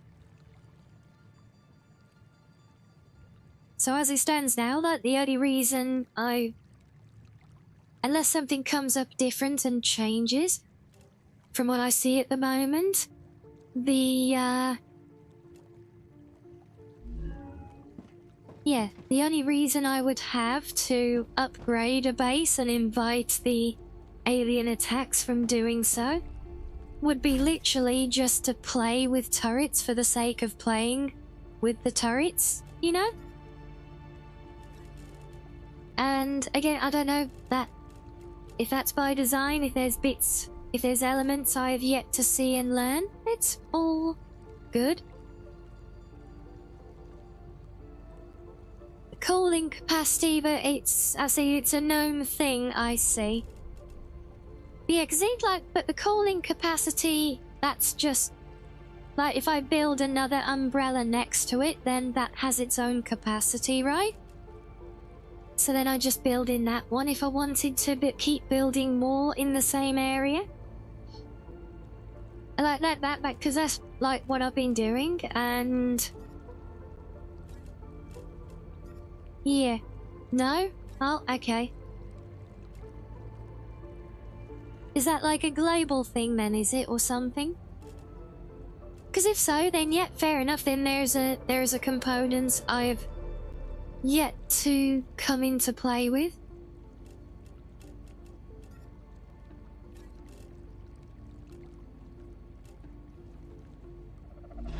So yeah, I'll say it was just an observation that from the experience to date. So if a building's in range of 2 cores, it's going to affect the capacity of both. Yeah, but okay, yeah, if a building overlaps both, fine. But assuming it doesn't, because if the buildings are... I mean, you've seen kind of what I'm doing. You know, it's like a little modular facility here, one over there, they're connected together. So yeah, maybe a couple of odd corners might overlap. But for the most part, they won't, so... Yeah, overall, the expansion is certainly, for the point I'm at the game, and I'm over 50 hours in, right now, everything's kind of around level 8 unlocks. And for 50 hours in and level 8 unlocks, the only reason I even know that core upgrades are a thing is because someone mentioned them in chat. And then I went and looked at my call and saw the tooltip about with the warning saying if you do it, bugs will attack.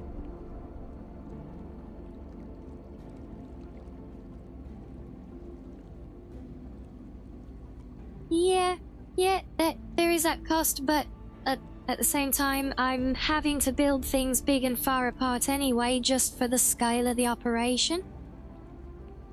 At least with this build that I'm doing, my personal one now. So like this one over here, is it? Yeah. So like up here, I've got my titanium mining. Down here, I've got the wolfram, sulfur, calcium, or calcium up there if I choose, helium, more helium. But like, so we're going to be mining them all, and then I'm going to have like a dedicated facility doing bundles of different materials, and then I'm going to be linking them together. And so the whole area is just going to be one big factory, so whatever I do with it, I'm going to be traversing it anyway. And a lot of the platform, like the foundation options, don't lend themselves that intuitively to vertical building either, so I think you're more likely to run out of floor space before running out of, like, cooling capacity at the moment. At least that's from my experience, and I've said I've reached this point in the playthrough and it's not even become a point of I didn't even know it was a thing until it was mentioned, so that's why I thought it might be worth just putting out there, you know? Oh, did I just poop out more? No, okay. Right, start trying to get a little bit organized here. We're getting we've got lots of standard ammo now, that's shiny. Can we get these into 2 stacks? Yes. Take my building blocks back.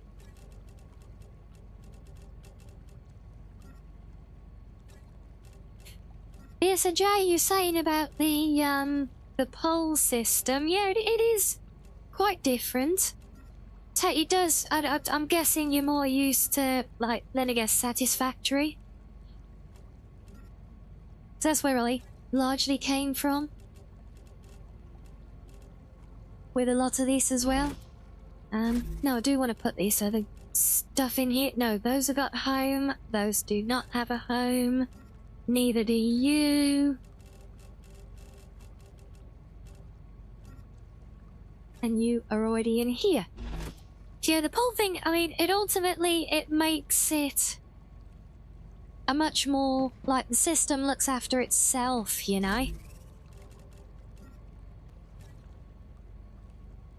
So yeah, the regular push system, because, you know, with the push system, you know, you get your resources and then everything you do from the minute you start extracting is basically about making the most of what you're extracting, planning your build, about X amount of material you're working with, getting your efficiency, making the most of it all and that, right? But with the pole system, you literally just kind of set up point A, point B, link them together, and as long as the system is asking for a part, then it will get mined and it will get pulled at 100%. If nothing's asking for it, then the machine's shut down. So yeah, it becomes not simpler in a way. Much more on a really best analogy, can't even say it, that I've got for it is that it looks after itself. So I've got, like, everything, like, nothing is moving in my factory right now because nothing is asking for material. But as soon as I ask for something to be delivered, the parts will just pull from storage. All the sub-parts will pull from their storage and move up the line, all the way back to mining more raw material as much as is needed. And it's very good because the system looks after itself as well. Like with regards to routing and things, you know, you don't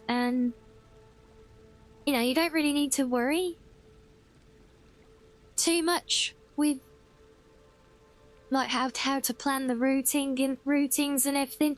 Because as long as the system, the drones that go on the rails, if it can see a route from point A to point B over there, it will take that route. Doesn't matter if you want it to take a particular rail. If it sees a route on this rail, it will go with that one instead. And it just finds its way, yeah. So, yes, good night, Pizza Cat. Hope you have good EPs. And speaking of my yeeters,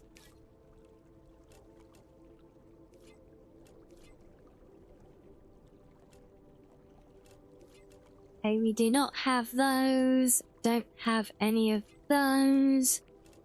Don't have those, or those, or those. So yeah, they literally, I have got nothing in all of this factory that can furnish needs at the moment now.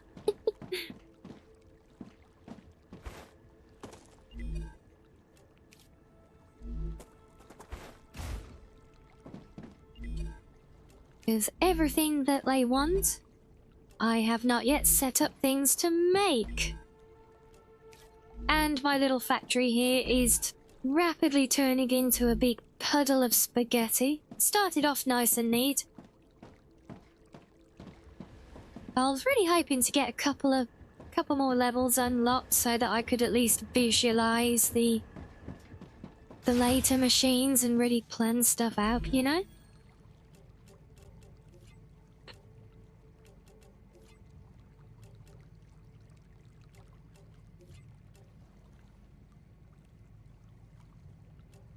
So you also really want to get the 5-way multi-rail. I think that's going to be very handy. And welcome back, Kato. Yeah, see, next level here, we get the refinery and the sulfur mining. That's the last raw material setup. But then the next level after that, we get the machine that will actually build all of this fancy equipment.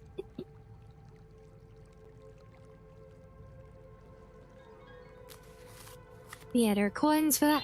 And oh, Kato, bless you. Thank you very, very much for the gifty. Sub goal, mate. Yay, thank you.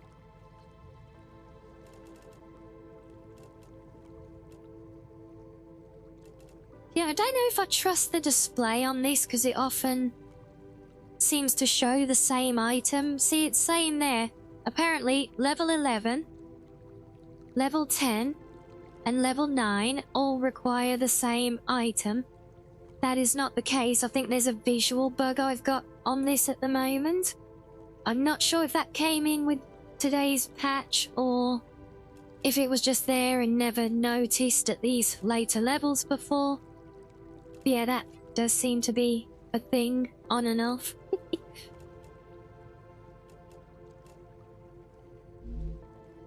Yeah, see, they're all showing the same thing now, so the only reliable route I've got presently is to have a look at one of these and select it. So you want impellers there, so we can do... I think I can learn... It only shows you the recipe for the newest level, really? I could have sworn I've always looked at that thing to see and plan ahead for things that I didn't know how to do. Huh. Guess I've just been imagining it all this time. Weird.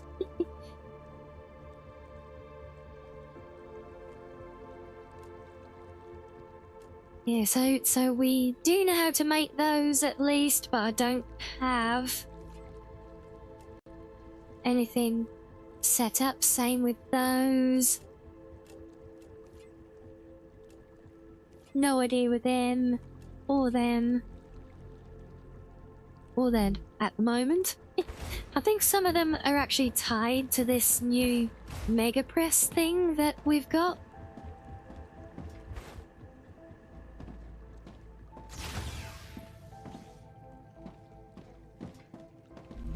That's what I did want to check quickly, because we did pick up a whole bunch of blueprints. Oh no, that's all the sulfur. They can go in there though.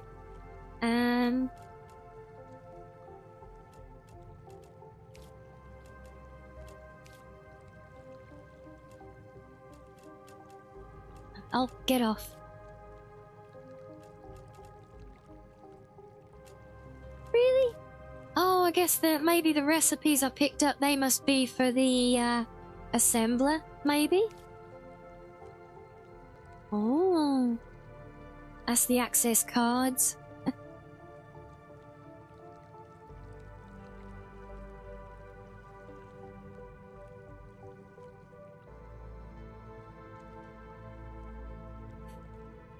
Yeah, we're actually now just getting to the meat of it all, but, well, I'm kind of in two minds because I need to progress it to unlock the things that I want to use in building the new base.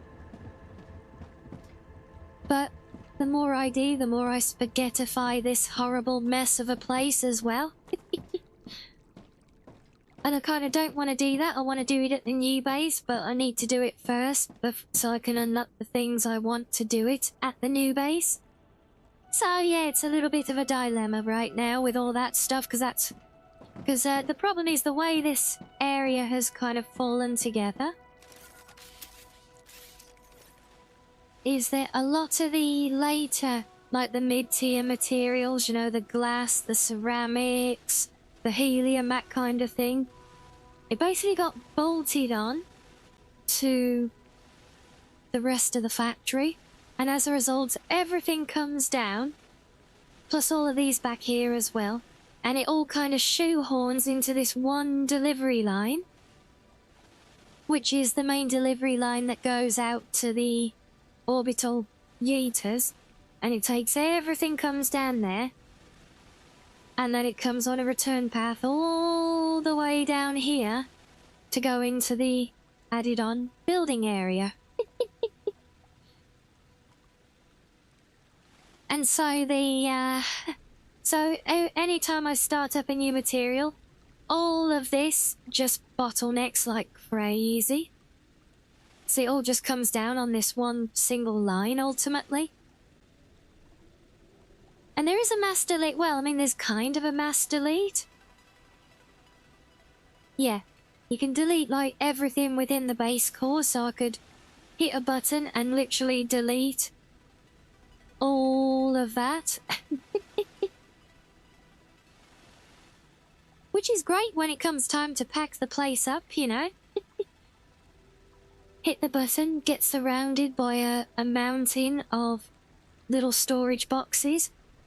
And then just build then I'll probably build a new core in its place again. Build a cargo dispatcher. One of those things with the little radars on it for the drones. Build one of them. Or, you know, the other end of it.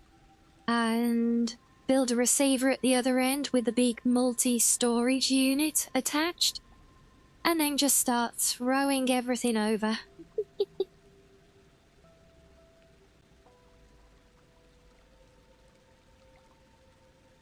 But we do not have access to any of those fancy things yet. So let me just check. I'm pretty sure we've got everything.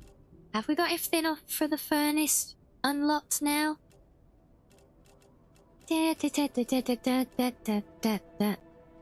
Yes, they are all unlocked.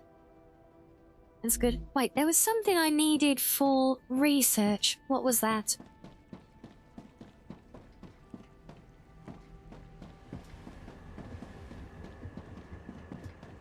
Oh, I say the amount of times I've run backwards and forwards to this terminal because I come and check it.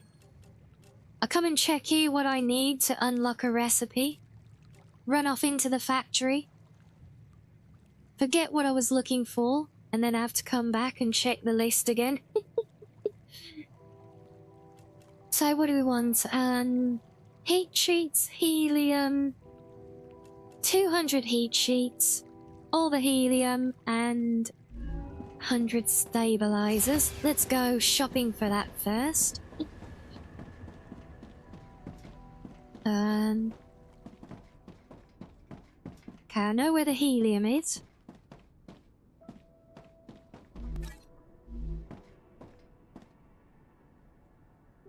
Heat sheets. Yes, there you are. I think it was 200 of those. And then stabilizers, right? Yes, yes, I'm almost fairly thinking it might be that one.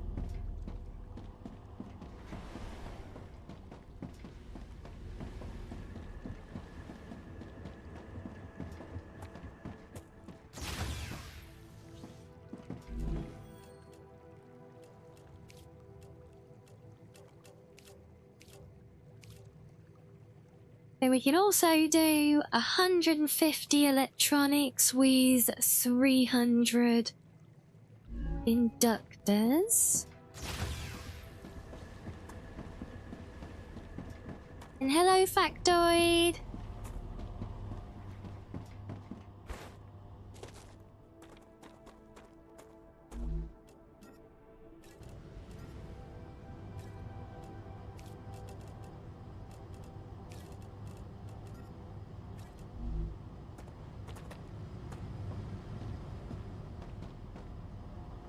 Was the door hatched? Oh, the airlock? No, obviously, because there's nothing wrong with it. How many of these did I want again? Is it 300?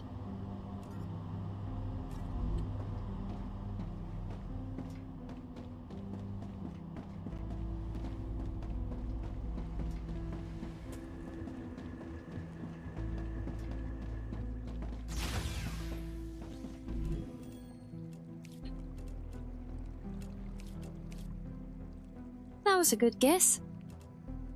Whereas we've got 300 stators, 200 rotors.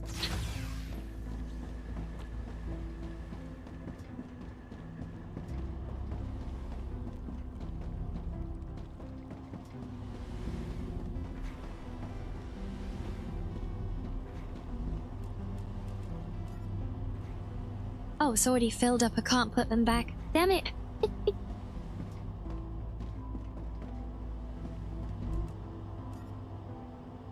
No, not that one. Okay, never mind.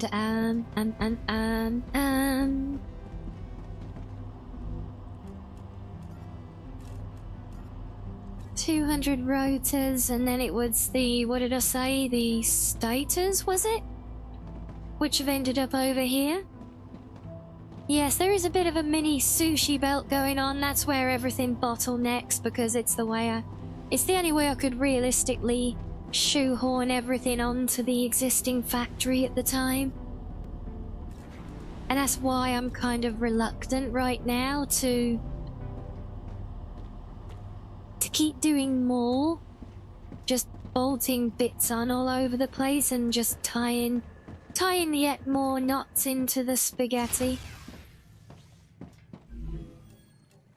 Yeah, exactly. So, I mean, you know, it is a consideration. That's why I've been kind of focusing today on building the starting of the new factory. And that can just slowly form up and take over then, hopefully. But then if anything, you know, because I was using this one to get the battery built so that we could go do the world engine today. Okay, 300 rods, 400 housings. Let's see if we can do that.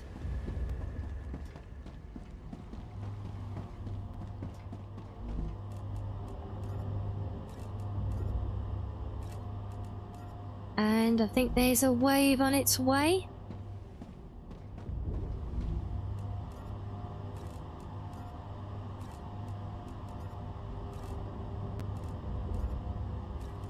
Oh, come on, I need a few more. If I turn you off, will you build up?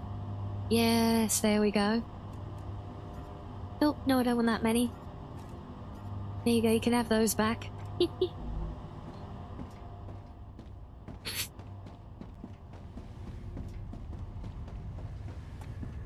Right, time for the wave.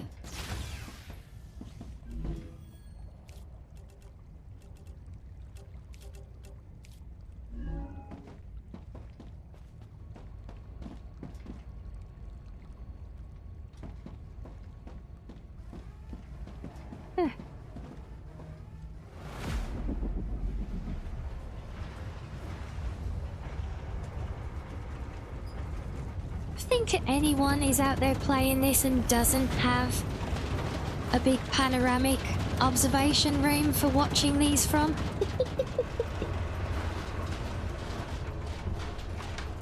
I feel like it's such a, I feel like it's a real requirement, you know. You know, it just has to be done.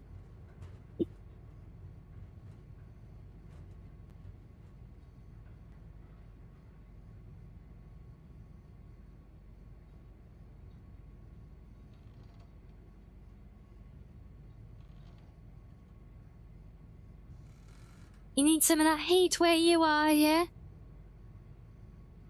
No, I feel you, Peppy, I really do.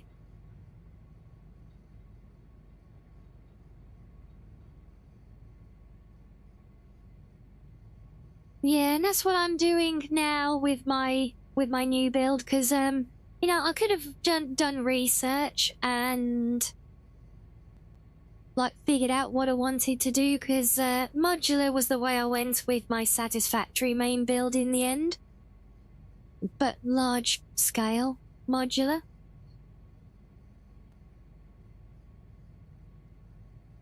And it was working nicely, you know. Just had a satellite, not modular down to the nth degree, like for each individual part, but you know, it's like I'd have a facility dedicated to each kind of core group of materials.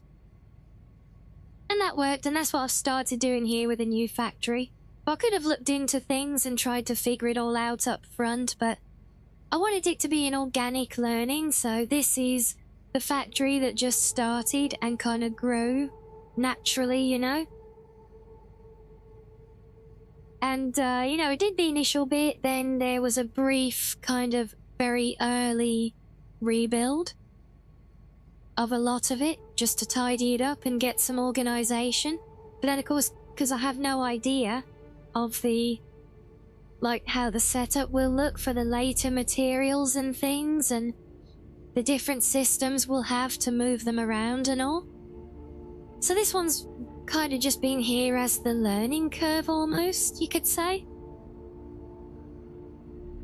But now we're kind of getting that refined, and well, I'm taking baby steps with the big factory. I'm still not really planning much out apart from where bits go, you know.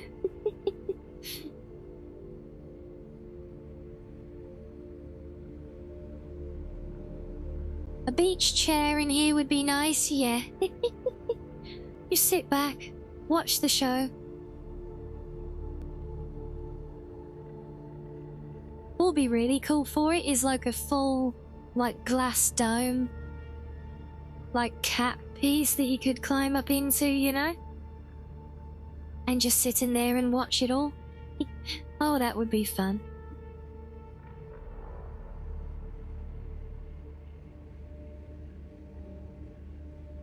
But I think that's probably a good point for us to actually wrap up on today, since we've concluded our grand adventure.